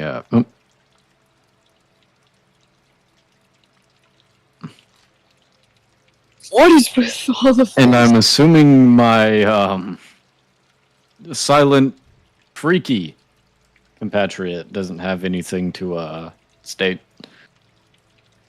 She herself has nothing to state. She's being able to hear them. She's attempting to be as quiet as possible. Even though with heels like these, No. clacking sound. It was more just like taking slow steps at that point. She clearly was trying not to alert them. The focus was more on them instead of you. Haha, you fool! Beauregard stabs you and rocks fall, you die. I can't hear. I swing my leg over and I step on you. You both get fucking obliterate. As Beauregard slowly slinks into the room, keeping to the shady parts, I'd like to, if I can, sneak a glance into the dark room, the evil dark room. So you're just, like, over top of it, peering down? Mhm. Peering Pretty down much. into the room, what you would end up seeing is this faint, almost sunlight? Question mark? It was bright and yellow, so maybe it was sunlight. Glancing back at the other men, do they have any gems on them of a similar yellowish hue? They do not. Yeah, I'll totally be able to hide, but I'm fully white in the dark. Huh. Well, Beauregard's mostly covered in dust, anyways. Best not to talk to these guys after we've already killed someone. It's best not to talk to them after we heard them saying like, "Oh, like a set, like seven." Shut the fuck up. Beauregard would That wasn't I see. That wasn't I see. whisper, shout. No, but it'd be really funny. Shut the fuck up, lady. You know, Vanguard, I want to see more of this place. Pity we only have, what, another 8 hours? 9? However long. Fuck. It's a bit of shame. We can't go around. I doubt they'll be friendly. I think they're Yeah, they're gonna try and fucking kill us, lady. I'm glad that's from Observer. So light, there seems to be light coming from this room. But it's probably just more gems, but you need one of those, right? Yes, they do. Fuck. Do you think you could get in there? Quietly. She would turn her head towards the side, facing towards where the gleam of yellow is. Maybe sunlight. Maybe not. Does it seem like there's any way I could get in there without All when alerting? you needed, bro. Does it seem like there's any way I could get in there without alerting them? Well, you would have to drop onto the grass somehow. Unless you Okay. fucking Spider-Man on the walls. How far is the grass from where we are? Looking straight down from on top of the cave, it's maybe 10 feet. It's big enough that Okay, you I can won't walk outside. Yeah, I won't die if I jump down. Certainly make a racket, especially with those heels. From the area we are, is it like peering off into here? Hmm? Okay, from the area we are we above them or are we on the same footing or something? Like the same level? You are atop of the black cavern. And the grass is below us? Yes. I'm assuming we're peering over them like a ledge. Do you remember my earlier description of where they are? No, not really. They over here. Okay. You right here. You need to go down to get in there. They right here. Man okay. leaning on tree, man crisscross right here. I'm thinking for a moment. She couldn't be too. Looking towards the branch that was intertwining downwards, cascading along. She begins to slowly move her leg over. She's lowering herself towards the ground just so she doesn't accidentally fall off. So, beginning to lower her leg down, she would wedge the crystal of her heel around the side of the branch because it has enough length, at least, to keep her wedged in place. As her arm would extend outwards, grasping onto the branch, adding on for a bit of support to stabilize herself, as she begins to slowly make her way down. What she's doing is essentially making sure to grab on with her arms, then situate her leg down, and then repeat the process by slowly moving down, one leg at a time, but making sure she keeps her arms on the area, just so she doesn't accidentally fall. And as she does this, Beauregard is going to be listening intently for anything that those two say, whether that be information on the cave or how bloodthirsty those fucking weird-ass hand fetish dudes are. Hand fetish. Dude, look at the fucking art that you posted. They just like they have their own hand symbols. It's like gang signs. They would look you Uh-huh. also daddies, and I want the Fuck is bro talking about? What do you mean, fuck is bro talking about? Look at how much higher detail they are than the rest of the fucking body. Like, That's crazy, bro. That's crazy. I mean, hey, they're also baddies, and I want them. I don't know about all that. Anyways, are they saying anything? One moment. Canmount, you said you're basically lowering yourself down the crystal branch. Yeah, the branch in question. It's pretty big, so I'm assuming it won't just break off, especially because I'm not that heavy. In fact, I think I'm underweight. I'm gonna need you to roll me the most important maneuverability check of your life. Okay, I'm being extremely careful, so even if I do end up falling, I can grapple on, but it will make noise! Let's see. Maneuverability, I don't have anything at that. You know, I must say, you're such a great listener. I just wish you'd speak sometimes. How many other contestants do you think we'll come across? I mean, I'm way too lazy to really put my hands on another person. I just want to...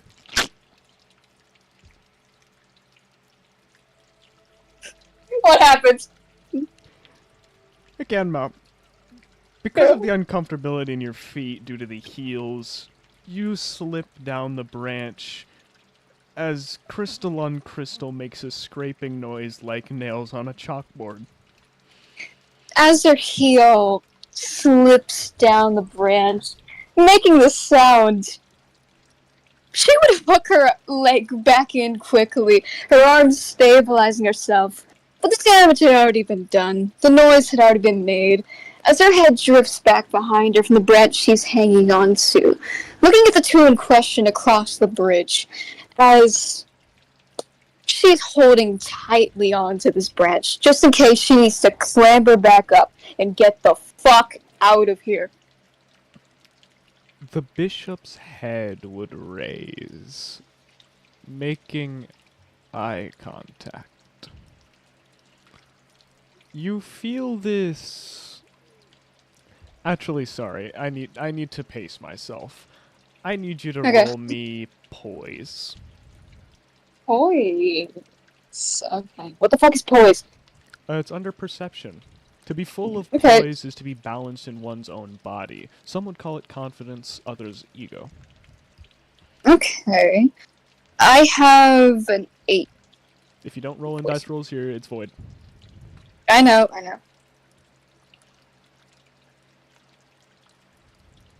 55. Not bad. For a moment, Apollyon's. Ooh. Do you want me to roll on dice switch or Avray? Do you want me to roll on dice switch or Avray? Cadmo. Up to you. I do not have a preference. Okay.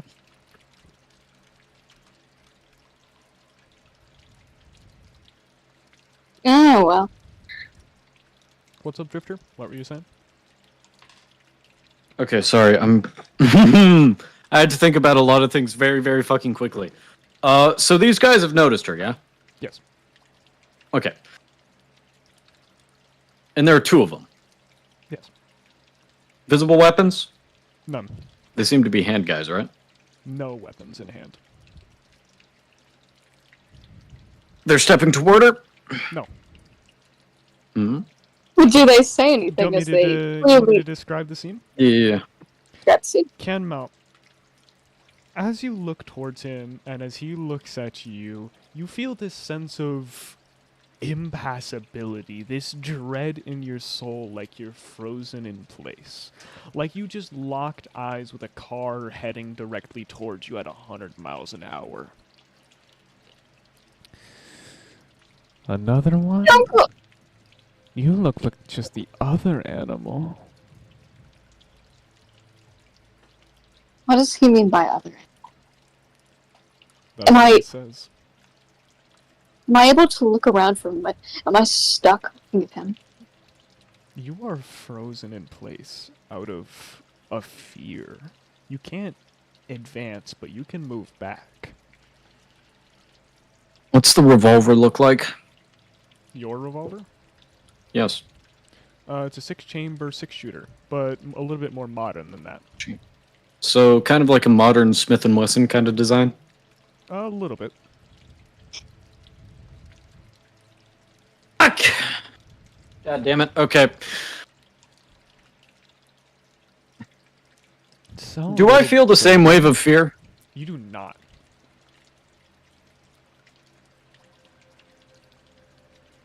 I need some hype music. Oh, you're so right. I need to get a more accurate music on. Opening my Flesh in Space playlist, baby. As Beauregard looks down on the fallen bird of a woman whom he just had dealings with, this lady who followed him, not killed him, no, and didn't seem to have an intention to do so, and even seen on that train, and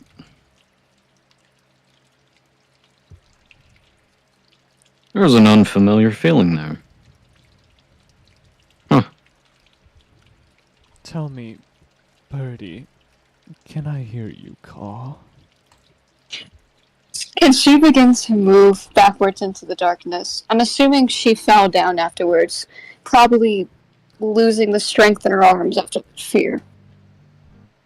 And she tried to move back into that dark area that I was originally trying to get to. The grassy patch. You mentioned I can move back, not forwards.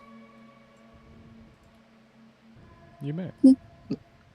As Beauregard watches down on this scene, he paces back and forth in what little space he has for a moment before pulling the gun out finally, rolling up his left sleeve carefully, unbuttoning the one on the sleeve button on his right and letting it hang loose. He pushes shirt into his pocket for a moment, on the right side only,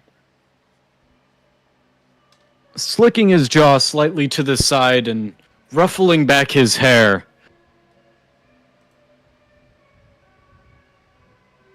Good con man or dead con man? As he steps out into the open, a rock tumbling from where his booted feet stood. The gun was held loosely in his hand as he first glanced down to the woman, his eyes sort of glancing over her for a moment coldly, before looking to the others, the rest of his face not moving along with him. The man with the red hair was looking up directly at you. The man with the white hair hadn't moved his glare. Come on, Birdie. Don't run. Speak to me, please. No! Say there, fella. The man You in hunting the my white, bird? the man in the white hair wouldn't respond. Rather, you would see as the man in the red hair, the man who looked tired, would rather respond for him. You got something to say? Not too much to say, but maybe something to do, partner. Shouting down from the rocks and using that height advantage to his gain. He'd twitched the back finger, his pinky one, on the revolver. I'm sure you heard the shots from downtown, huh?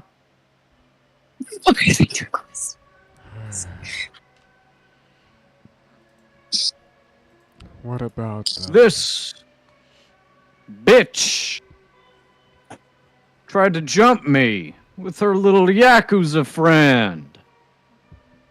Is that so? Didn't go so well for her friend, but now if you fellas interrupting my business here, you'll find yourself well acquainted with him. This in my hand is a Smith & Wesson Model 686. You heard 5 shots. There are 2 more in this chamber, and by God, my aim is feeling good. As he stares them down, a cold fury in his eyes growing. It's his bottom jaw doing most of the emotional movement, his eyebrows slightly moving up or down as his eyes narrow. Ooh. Kenmo, are you still backing up? She backed up a little bit. Not enough to fully enter in the shadows. She can't look away. Something about this man just made her insides churn. She doesn't say anything. She doesn't speak a word. She doesn't know what these two are capable of. It's not fully fear of not speaking. It's worry of what will happen if she does. This bitch not moving. He'd glance down at her one more time before looking back up to the others. Can I get However, your name, mister? Call me Brown. Like the hair. In that case, you can call me Red. Like the hair. Kenmo, what's I'd that? say it's a pleasure Oh, under other oh. circumstances, friend. Kenmo. Yeah? The bishop is still making eye contact with you as his right gloved hand, the one with the serrations at his wrist that you can clearly see, they almost look like cat scratches, as he's using his right hand to do the "come here." Hey, you there in the back. I told you. This one's mine now, ain't it? Mr. Brown, he doesn't have intention to kill, otherwise she'd be on the floor. Let's negotiate. I don't know what my partner wants, and I don't even think my partner knows what he wants. But this thing interested her. Her head would tilt, looking up towards Bodyguard.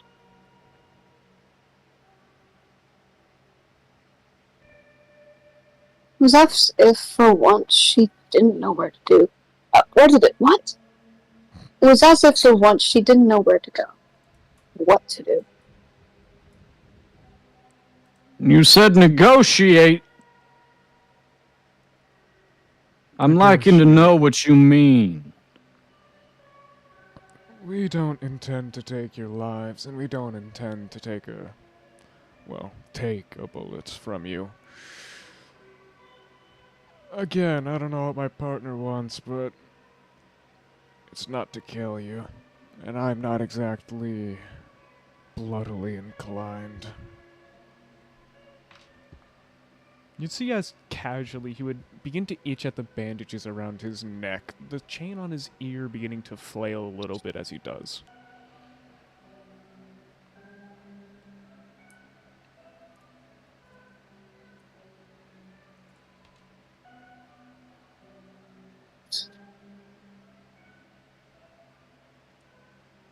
Brown?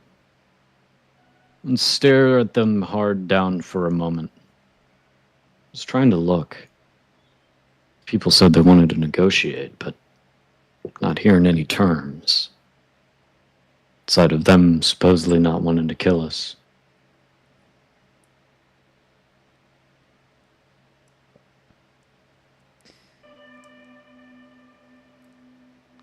The bishop would speak up once more, that eye contact never having broke, as ripping off one of his left finger rings, he would sort of offer it out almost like a proposal from a cat getting a treat.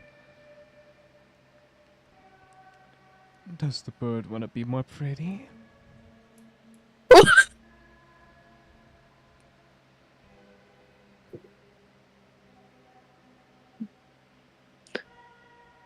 Weird ass motherfuckers. Kenma. Mhm.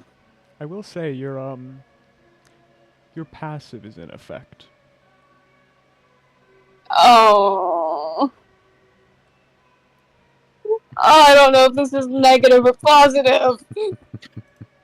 I would say, are these guys openly hostile to me at this current moment? Not at all. The bishop hasn't even given you a Interesting. look, and the vanguard is just completely casual. Well, how about you let me and the bird go about our business? And we'll let you go about yours. Huh? Just, well, his business seems to be prettying her. He would put finger quotations with his right hand in the air.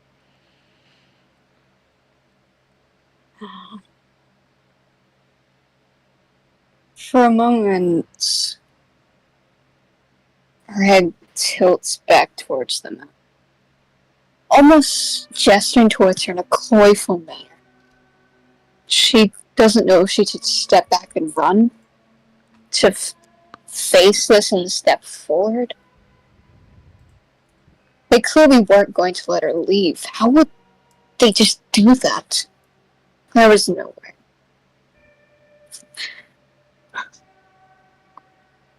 She takes a slow breath. For a moment, she does look back towards Beauregard. She's trying to get some kind of answers where they should go, what they should do. Because clearly, they weren't getting out of this area without some kind of conversation, or maybe a few scars. I'll give you a Well, map, how's this cutie. for a deal?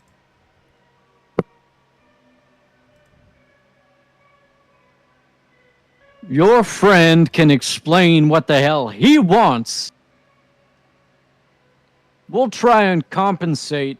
You give us a good direction, and I take this birdie and my business somewhere else. I'll give you a map, cutie. What did he say? My passive would be in effect, yeah? What did he? Okay, Not no, openly let's see. aggressive, and this is a con, so to speak. I didn't tell what he said. What They did he are say? suspicious with a reason. But suspicious of what? Suspicious of you not exactly telling the truth. Motherfucker, I shot 5 shots. I No, don't not know. telling I the feel truth like about I've the been terms of playing their this. deals.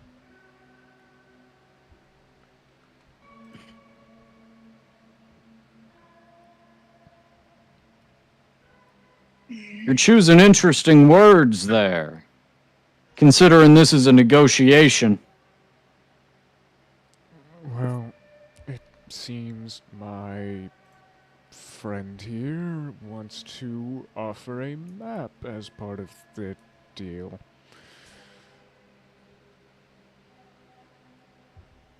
When he gets like this, he doesn't speak to anybody but who they want.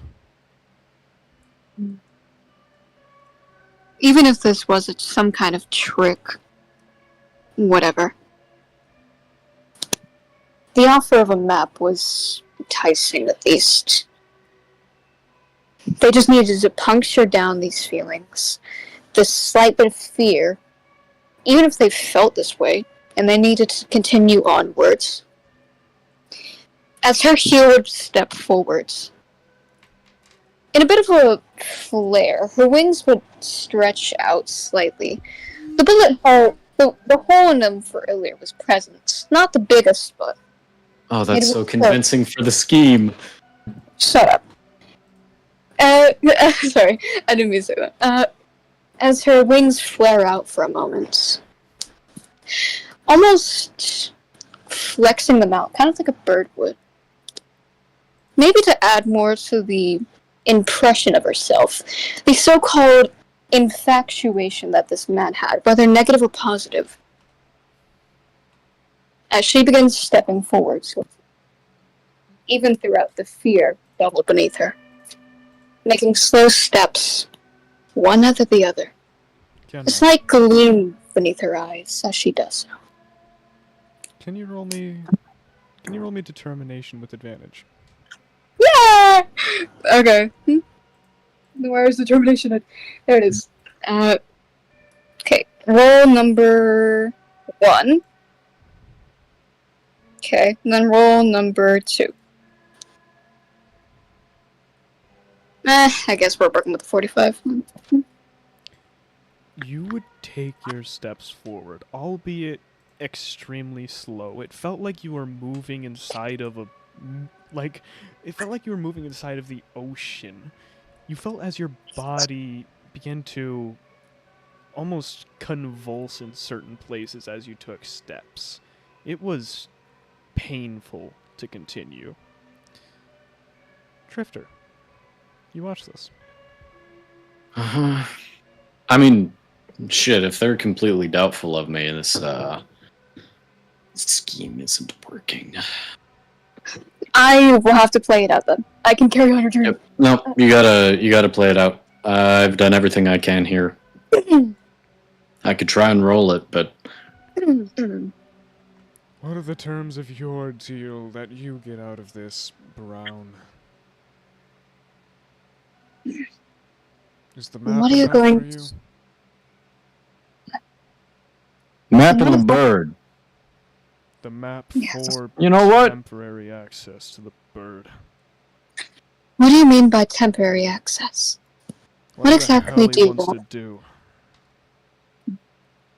Her gaze would drift towards him. What do you want to do to me? He's still holding out that ring as when you get closer, you notice it's gold-plated with a large aqua-colored gem in the middle. It's sort of designed in the way that it looks like a hummingbird. It has the wings on the side with a large beak poking over the gem. I just want to add to your beauty.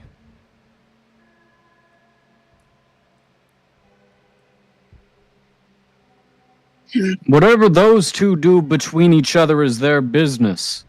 And I'll count that as part of my deal. All right. What do you want from me? That map would be mighty dandy. You'd see him sort of fish around in a couple of his pockets, patting himself down before going onto the inside part of his left coat, slowly. Slowly. Yep. He was moving slowly. As he would pull up this rolled up paper, as you could see the faint outline on the other side of just this map.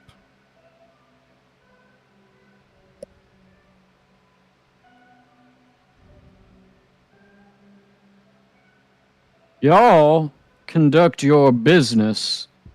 Be on your way and leave that map under that rock there. How about I do you one better?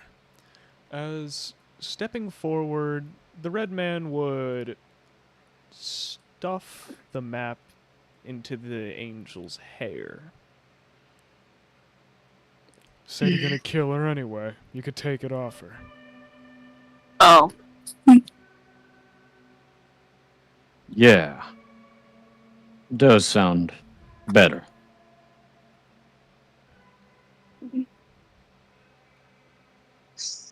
Kenna, She peers towards the map that's been placed in her hair.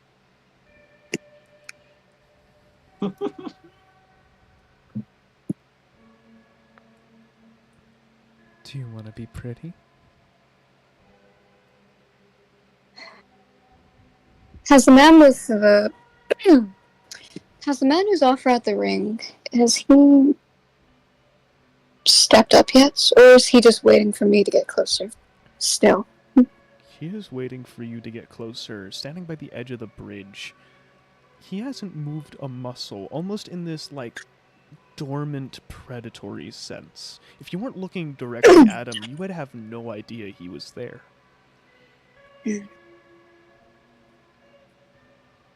Taking a slow breath. May I make another determination roll to fully just step over towards him without You may. trying to buffer these down? It's more.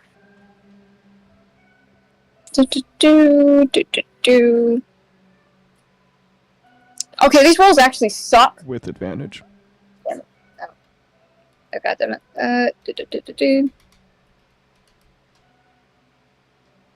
Okay, that's better at least. You are able to make it. His palm is offering out. You feel this malignant, almost aura coming off of him. It's imposing. It's threatening. It's life endangering. But the ring is there. She will stand there in front of him. Silent. Her entire look almost screams pure. Accents of white upon everything. Even the paleness of her skin, subtle in all nature. It was almost like snow. The accent of the heels are a nice green, giving a pop of color to something so bright. As her wings flap back downwards, folding at her sides, she would slowly offer her hand out. Her hand isn't scarred by any means. It adds up and it plays into the factor of her appearance, without scars. Something supposed to be so dormantly pure.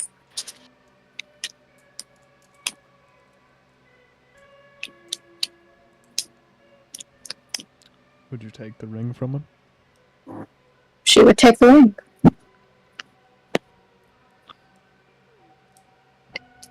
Go ahead. I want to see how it looks on you.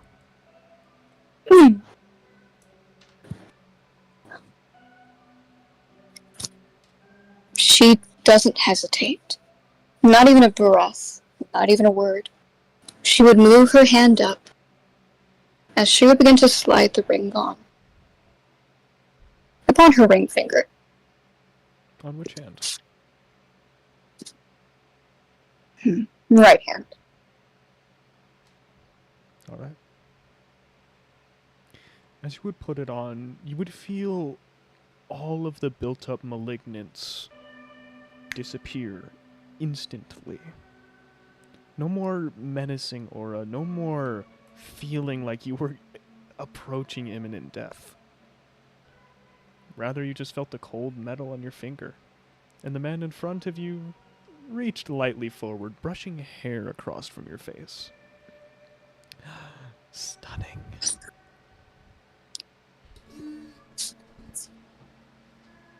There's a sudden redness in her eyes.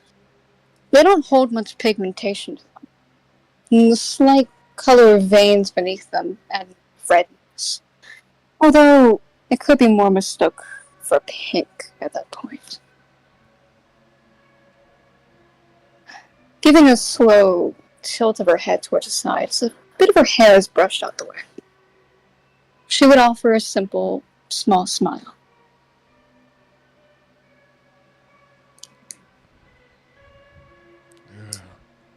Go on now. As the man with the red hair would sort of push his elbow into his own friend, pushing him away from you slightly. Go on with your business. I don't want no lead. Before I do leave, what numbers are they? What numbers are there? What are their numbers? These two specifically are. Hold up, I gotta scroll. Me when I have to scroll. Did I not write it down? Am I that stupid? Bruh. That's in character for me, isn't it? That's so in character for me. I'm that dumb. I have it in someone's DMs. I don't remember whose DMs. Is it Strong's? Why is it so God damn it. I will say you know them and give them to you later. Okay. I'm sorry. We now know Vanguard and Red's numbers. Let's go. My We bad. know their numbers. God, I know I have them somewhere. I just have to actually find them. That's my bad. Well, let's just continue going for now then. Yeah.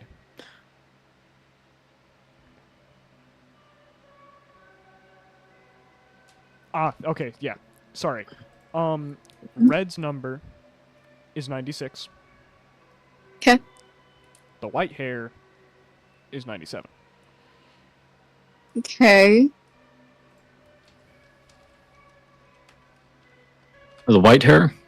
The Yeah, is white hair is- 97, red is 96. Right. Yeah, because 93, 94, 95, Gotcha. 97, 98. Yeah, I was right. Yeah, I'm not dumb.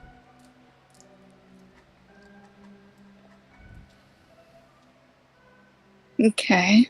Now, keep that on for me.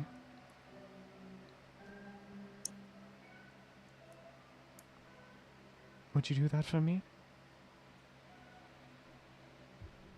She would give a slow nod of her head. Just a slow one. Good. His eyes still haven't left you until his friend steps in front of him, cutting off the line of sight between you two. Brown, your move now.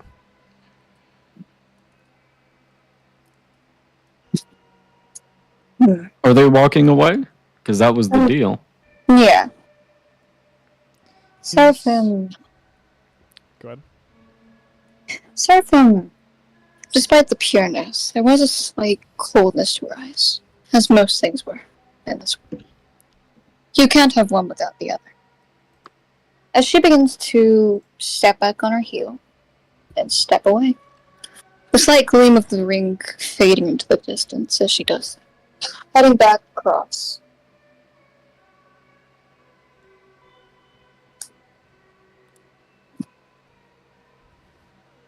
You would see as the bishop, he wasn't exactly moving, keeping his head towards you in that creepy sort of stare.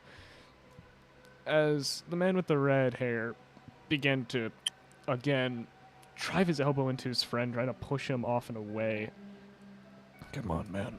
You did what you wanted to her. That means you'll meet later. Come on, you know this. Let's go find 6 and 7, right? As he'd begin to basically carry his friend out the bottom of the map. What I don't like is that this man might find me later. I'm so As Beauregard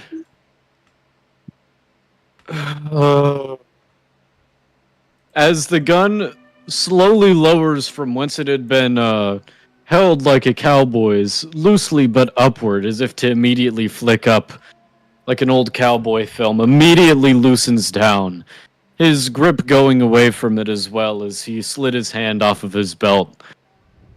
The rolled up sleeve slowly, almost on its own, falling down with his exhaustion. Oh, dear Lord. Bodyguard, are you coming down? Yes, one moment. Stowing the gun away once again, he'd attempt to clamber down the tree.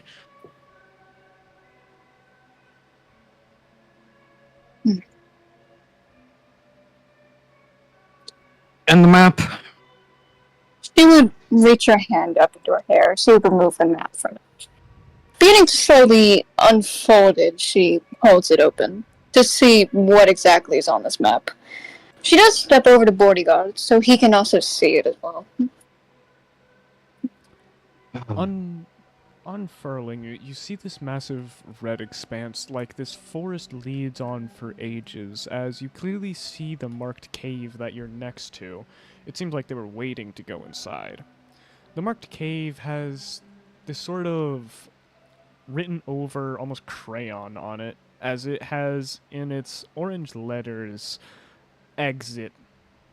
Going all the way down the cave on the map, you would see mining site on the other side. Very little detail, but those words.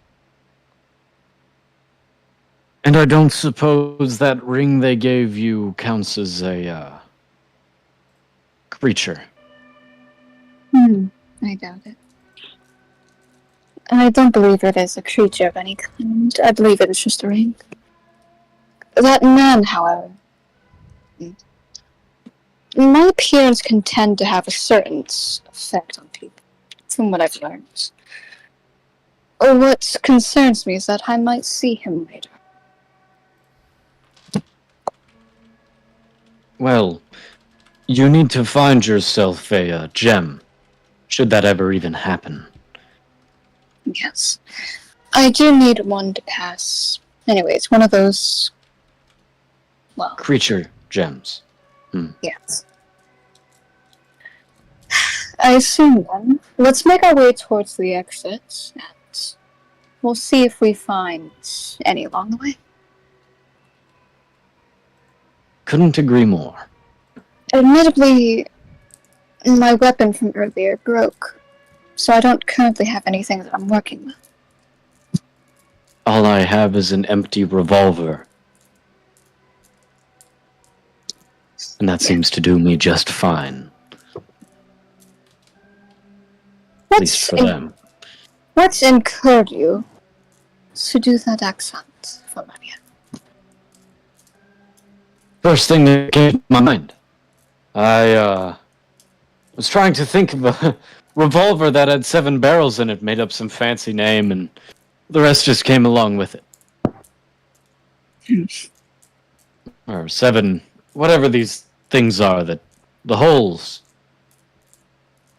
And Smith & Wesson is what it says on the bottom here, so I just sort of assumed. The name tags, I'm checking that. She would begin to follow the map the best she could, heading through the dark. Wait, we're heading to the exit. Heading through the darkness to go towards that area where they originally saw the light from. As she keeps the map held tightly within her palms, holding them between either one. Basically holding it out. As she continues speaking. Well, I did catch their name tags. 096 and 97. Listen, whatever your weird priest name is, I am, sorry for shooting you. That situation was not something I would have wished. Yes. He'd, glanced toward you with a somewhat unconvincing grin before looking back ahead. I'm not exactly sorry for yelling. You were working with a violin.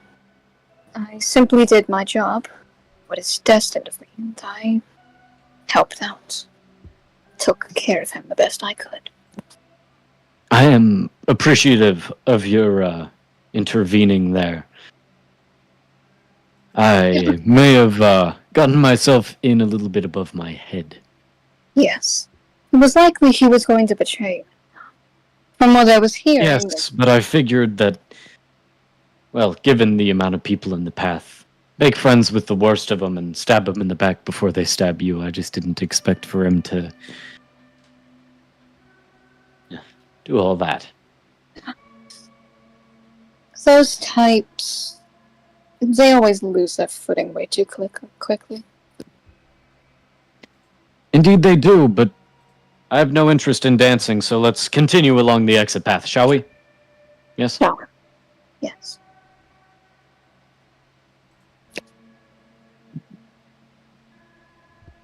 She would keep the map open as she continues along.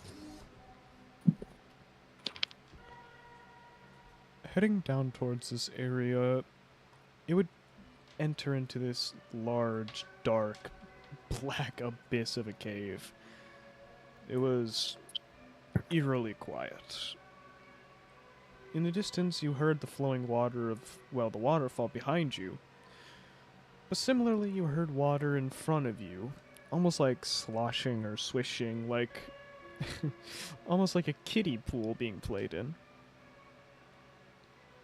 Not terrifying at all. And of that light that we saw earlier. The light, you eventually make it out to be a lit torch in this mining site. You could see it off into the distance as you open up into this mining area. Around you, you see different types of machinery, hoisting equipment to go up at different levels. You see multiple different mine carts. Hmm. Rail going the right- that led in different directions. We're going the right way, at least. We're supposed to be looking for mining shafts. She would tilt her head over towards the machinery, connected to multiple sections of the levels, whether above or below.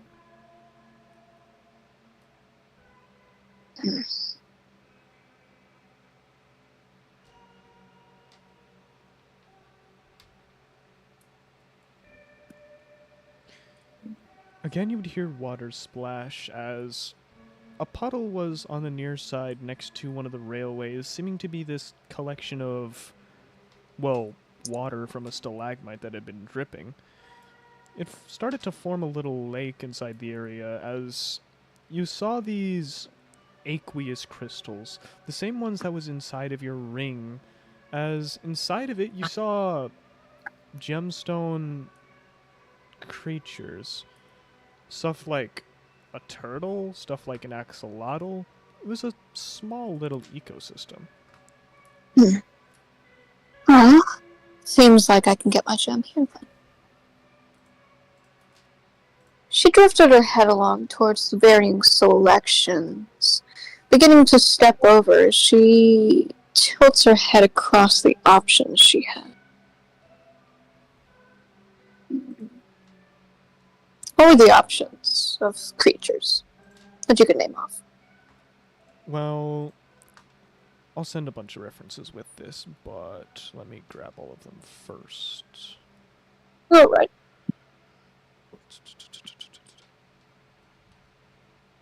Where's the last one I'm looking for? What the fuck?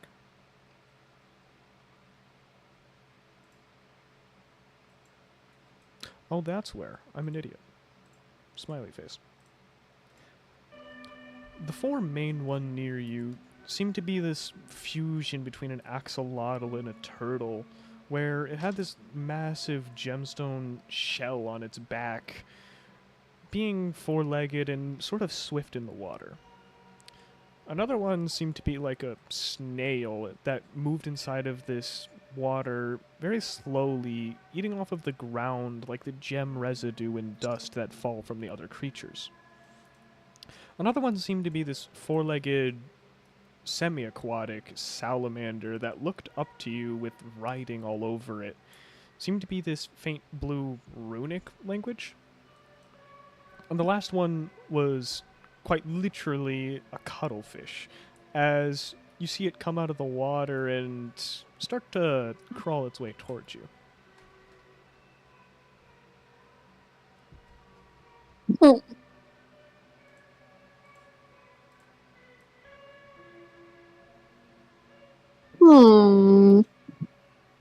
Salamander or cuttlefish? Only the hardest of choices. Hard. It's a really hard choice.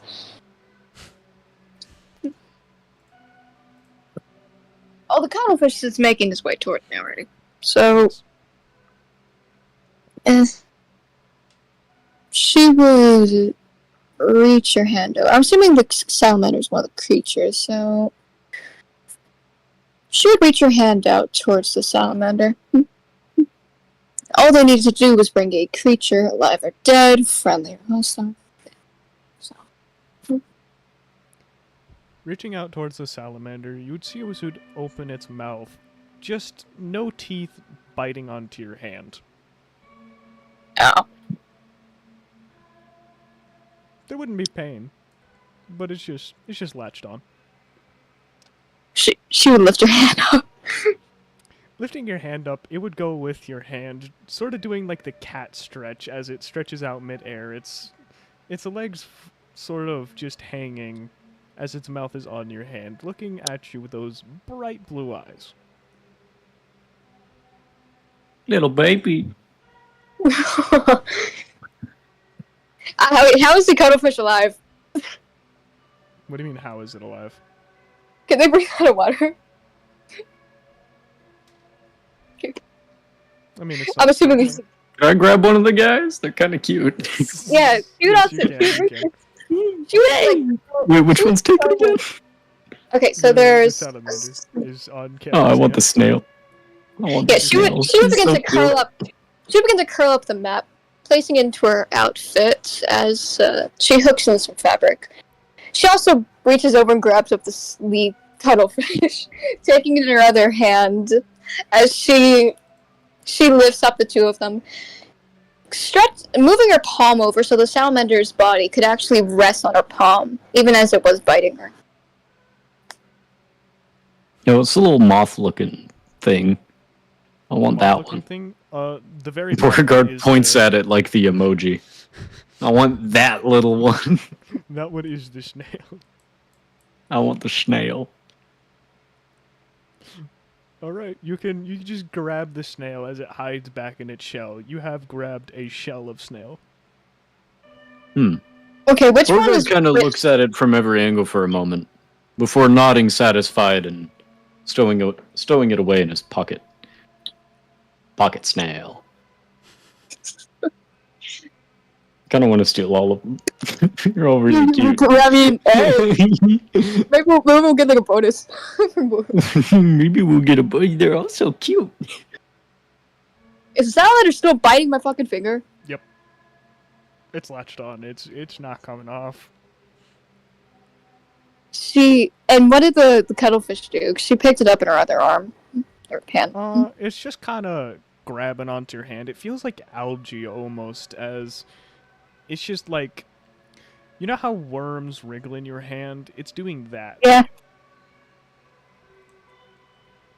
Her eyes would drift towards the left, drift towards the right, as she would take a finger from both her hands, just like petting on the top of the creatures. One on the salamander who was biting the fuck out of her finger, and one on the cuttlefish. Beauregard would try and pick up the axolotl like it was a cat. As you would, this one would also cat stretch, as you see its legs dangle out beneath it, its fin going and just slapping lightly against your leg. Honestly, you're far too sentimental of these things, Beauregard would say as he absent-mindedly petted the top of the axolotl. You really need to decide on just one, you know. You do. It's a cute little thing. You're doing the same thing. No, I'm not. This one's mine. Uh-huh. I don't want 3. And you shouldn't want 2 either, so you should just leave that one and I'll catch up with you. I mean, I wanted the salamander, but the cuttlefish was already coming towards me, so it was kind of a. Well, I the couldn't salamander clearly isn't going to let go. Yeah, I can't let go of him, and the cuttlefish wanted to be with me. So, situation's on. Fine, be that way. Where's the exit? Turn around, sniffling slightly and petting the axolotl. You would have to. Rubbing- You'd basically have rubbing to on its- follow the minecart track. Bottom of its jaw for a moment. If you follow the minecart track, it should lead directly outside of the mountain. Okay, and I'm scratching this guy under the chin as I do that. What is that? What is that bump in With your the pocket? buckets now. No, what? That's my gun. You know, the one that I used to get us that map? You have That's a my gun. You have a spiky shaped gun. Yes, that's what guns look like. Nothing in my pocket. Suspicion level 100. Child. Baby. Little guy. As his insults slowly just turn into him making baby noises at the axolotl. Oh, you're a little guy. You're just a little baby guy. You're a little tiny little creature. You're so cute. She's squinting at this grown man. Join me on my adventures. I'm naming you Henry. A strong name. You will carry it well. I see. Yes, you agree. Quite well. Well spoken, Henry. Or should I call you Heinrich? Are you German? No, you're not. Okay, that's not very. I don't speak that. Like, two ma'ams for yes, one ma'am for no. Are you German? Okay, you're not German, so you're Henry.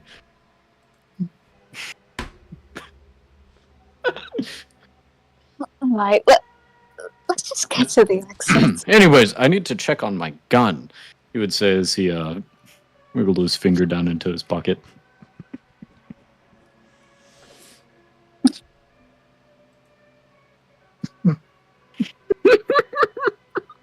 In the meantime, she would slowly reach her fingers over. She attempts to unlatch the salamander from her finger, to at least place it more comfortably in her palm. As you would reach more fingers into its mouth, it bites down on your other fingers. How big is this thing to bite fuck. down on my How big is this thing? It's like the size of a dog. Oh! Aww. Yeah. Just a little guy. Little big guy. It's very important. What is gun doing in my pocket right now? It is in its shell, just sort of. As you would you like to look at your pocket? Sure, I'll look in my pocket at gun. Looking at gun, you would just see the bottom of the shell. It's completely dark except for the sparkles on the shell, and it's two big ass eyes looking at you. So You swear, menacing. you swear it's looking in different directions. Seriously. Audible noises You had to from Beauregard as he down slowly as he slowly closes his jacket as if to give his gun some free space in the dark. Seriously, my Of course, his guns are known, rather importantly, to need. She grumbles, taking one of the crystals she grabbed from earlier, kind of awkwardly grabbing it in between two of her free fingers, because some brothers were bit onto. As she takes the crystal out and would casually hold it towards the salamander, trying to give it something else to eat. As they both What are you- continue along wait, this wait, wait, track wait. course. What are you giving the salamander? A crystal. Uh-oh. The crystal Which one? creature. Not the green one. We grabbed one up from the, when we first arrived. I forgot what color they were. The ones. The kinetic one? Let's see what happens. Oh. Beauregard is I feel ahead, I feel like the crystal chewing one at would kill it. Henry and Gun. I don't think the kinetic one would kill it. Kenmount. Rocks fall, you die. For animal abuse, you get arrested after this session. All right. What would end up happening is its little front paws would grab onto your hand that it was previously biting onto, just biting onto the crystal and swallowing it like a snake. As it glows purple lightly for a second, and you just hear. It sort of inflates like a balloon before de-inflating with purple energy leaking from its mouth. Does it seem okay? As you're looking down to see if it's okay, it bites on your hand. Ah! No! Beauregard fucking laughs at you. Pointing part of his hand over as the rest was still resting, of course, on Henry's head. It has all 5 of your left fingers. At least it doesn't have my right hand. Okay. Got your hand now. She Just holding this thing like a catfish. Got your wrist. How big is the cuttlefish? Also the size of a dog. No, that is like, it fits in your hand. Okay. Little guy. Little Her guy. head, which was bit onto, she would lower it by her side. This huge thing hanging from her left hand, as she just begins casually walking along. In the meantime, holding the cuttlefish up in her right palm. That one she more so pets with her finger. She's not petting that other one. She physically can't. No one. Man, that one's a fucking asshole.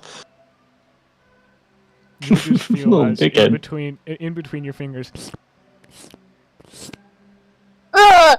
Ah! it's just licking your hand. Where's the exit of this walking cave? with a constant sensation of saliva on her fingers. Ugh. Continuing on this path for a while. Continuing Yeah, down either the way. minecart trail, it eventually gets a little bit more quiet as you step along, just the metallic echo coming out. Eventually you see light, natural light. A breeze begins to fill your lungs with that sort of pollinated, fresh pine needle air. You see it's a little bit past sunrise, as maybe 11, 10? I assume you continue walking out? Beauregard sure as shit is. Yeah. I need please saliva on my fingers. Continuing to walk out, you would eventually make it out to this protrusion out from the wall, as looking down, what you would end up seeing is this massive shore and beach line. Lined with many, many ships as far as the eye can see, you also see your fellow contestants. Looking down, you maybe see 70, 80 of them. It's also right next to this massive pine tree forest that seems to go on for miles upon miles.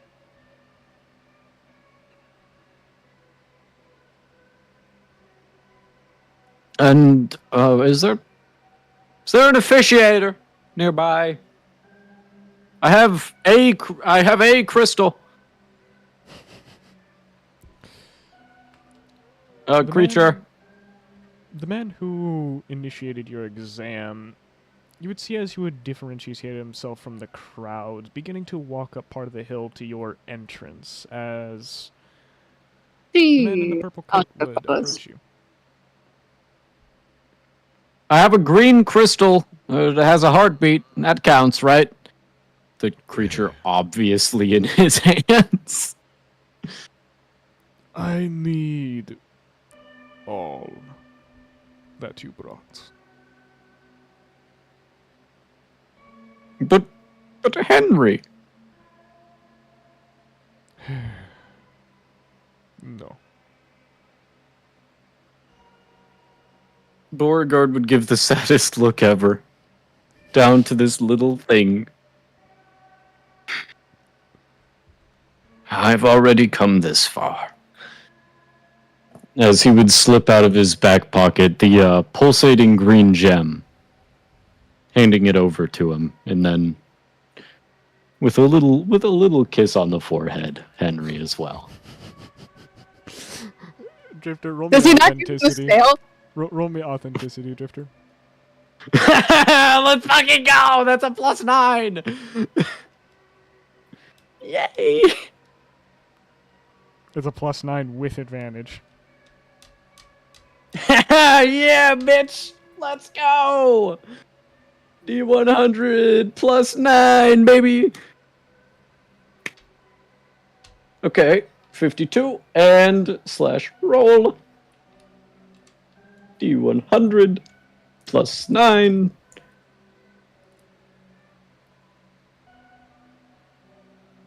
$91!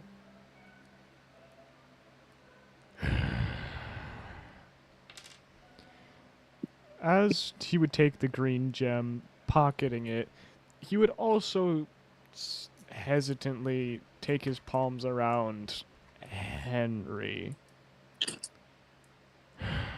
You know what? I've done it for other people. as he would toss Henry back at you. Yay! Beauregard lifts his cat axolotl snail thing to the sky jubilantly. Oh my god. I want to Kissing keep off the in the cuddle. direction below. I want to keep the cuttlefish. I want to get rid of this dumbass salamander. Fucking asshole salamander. I'd have kept the asshole salamander if that fucker bonded to me. They're really big. Really big ass salamander. She would step up a little bit after Beauregard. The monsters were clear on her, considering there's the size of what's it's essentially a dog hanging down from her arm. And a cuttlefish wrapped around hers with tentacles. The other one. What you're offering? If you can get the one off my fingers, then You don't It is have kind of anything else? we only need to submit one. I quite. Why is it even biting my fingers? It likes you. She would squint towards the salamander.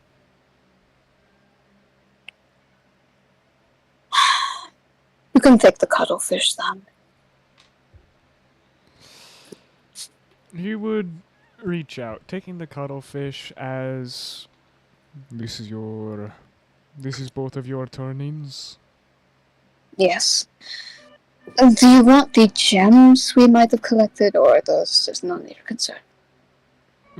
I only needed one item. Whatever you give me is gratuity. These are the two items you are turning into me, as you would look at. Beauregard is already left down the beach. He would not let you. Has he If you not? would- Ah, if you would dang. try to slip past him, he would palm you. Yeah. She Yep. would. Ow! Yes, that's my offering. She would reach towards the side in her pocket, removing the green gem she'd grabbed earlier. She didn't want it. She saw what it did to that guy. Besides, it was just extra credit at that point. She hands it over. He would again pocket. Also, the if we gem. got hurt in there, is there a repair station? There I'd like is- my abs uncrystalled. There is not. Bugger. As you would see him grab the cuttlefish, pocketing both of the green gems as he snaps the cuttlefish's neck, beginning to take off its shell and wearing it like a crown. This is what I do for a living. So beautiful, these things. I love She was these going for creatures of the singing. mountain. Beauregard holds Henry in his arms very protectively. Plus, these things' skin that can be made into dresses are very valuable. She moves her A arm little towards further the side. away. She moves her arm towards the side of the ground, essentially placing the salamander's legs against the ground, as she's trying to persuade it to get off and more follow her. It would kinda get off of you. Unlatching from your hand, its legs would go on the ground before it scuttled up your leg and up your back and onto your shoulder. This was fine. She would allow it. It was at least more comfortable than having it on her arm. As her wings would unfurl for a moment, sort of wrapping around it, as she allows it to be on her back / shoulder. Well, with your two turn-ins, Beauregard and Seraphim, you two pass the first exam. Yeah! Yay! And with that, you both also gain a level. And two new friends. And two new. I get a That fucker never knew about the gun. I get a guard dog. If someone messes with me, I'm gonna have him latch onto them. Please I add get a fuck-ass- Henry and Salamander to you guys' sheet. Which one is the salamander? Bro. What do you mean, which one is the salamander? Is it the black one, like the blue? This guy did not know about gun at all. Yes, Ken, it's the black and blue one. It's the only one that's well, never mind. It's the one that is black. It's the one that not an looks like a axolotl. salamander. It's the one that's Okay. not an axolotl. Awesome. It's not the cat axolotl. It's not Henry. You can never be Henry. Could never be Henry. I get a dog. Also, Apollyon's, I don't just get Henry, I get gun too. I actually have gun in my inventory. Yes. Now Oh yeah, and I guess I get Now I guess we're I level, get a revolver too that's empty, but I Now don't we're really level care about 1. that. We're level 1. You're level 1, yes. Let's go. Brah! How many levels do we get again? Like attribute, You get 12 and attribute categories? points and 4 category points for the first level. Okay. Awesome. 12 attribute and what? 4 4 category. for the first level. Okay, so that is a lot of numbers. So that 8 becomes a 12, and that 24 becomes a 36.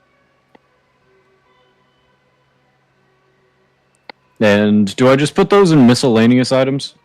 You put the gun obviously in weapons, and then you put the goobers in miscellaneous. Okay. Well, you could also put him into apparel if he latches onto your hand. No, gun stays in the pocket. I'm gonna add some more points into beauty. I think Gonna base my Nen ability around my friends. My little guys. Summon Kidding, creatures. maybe. Summon friends.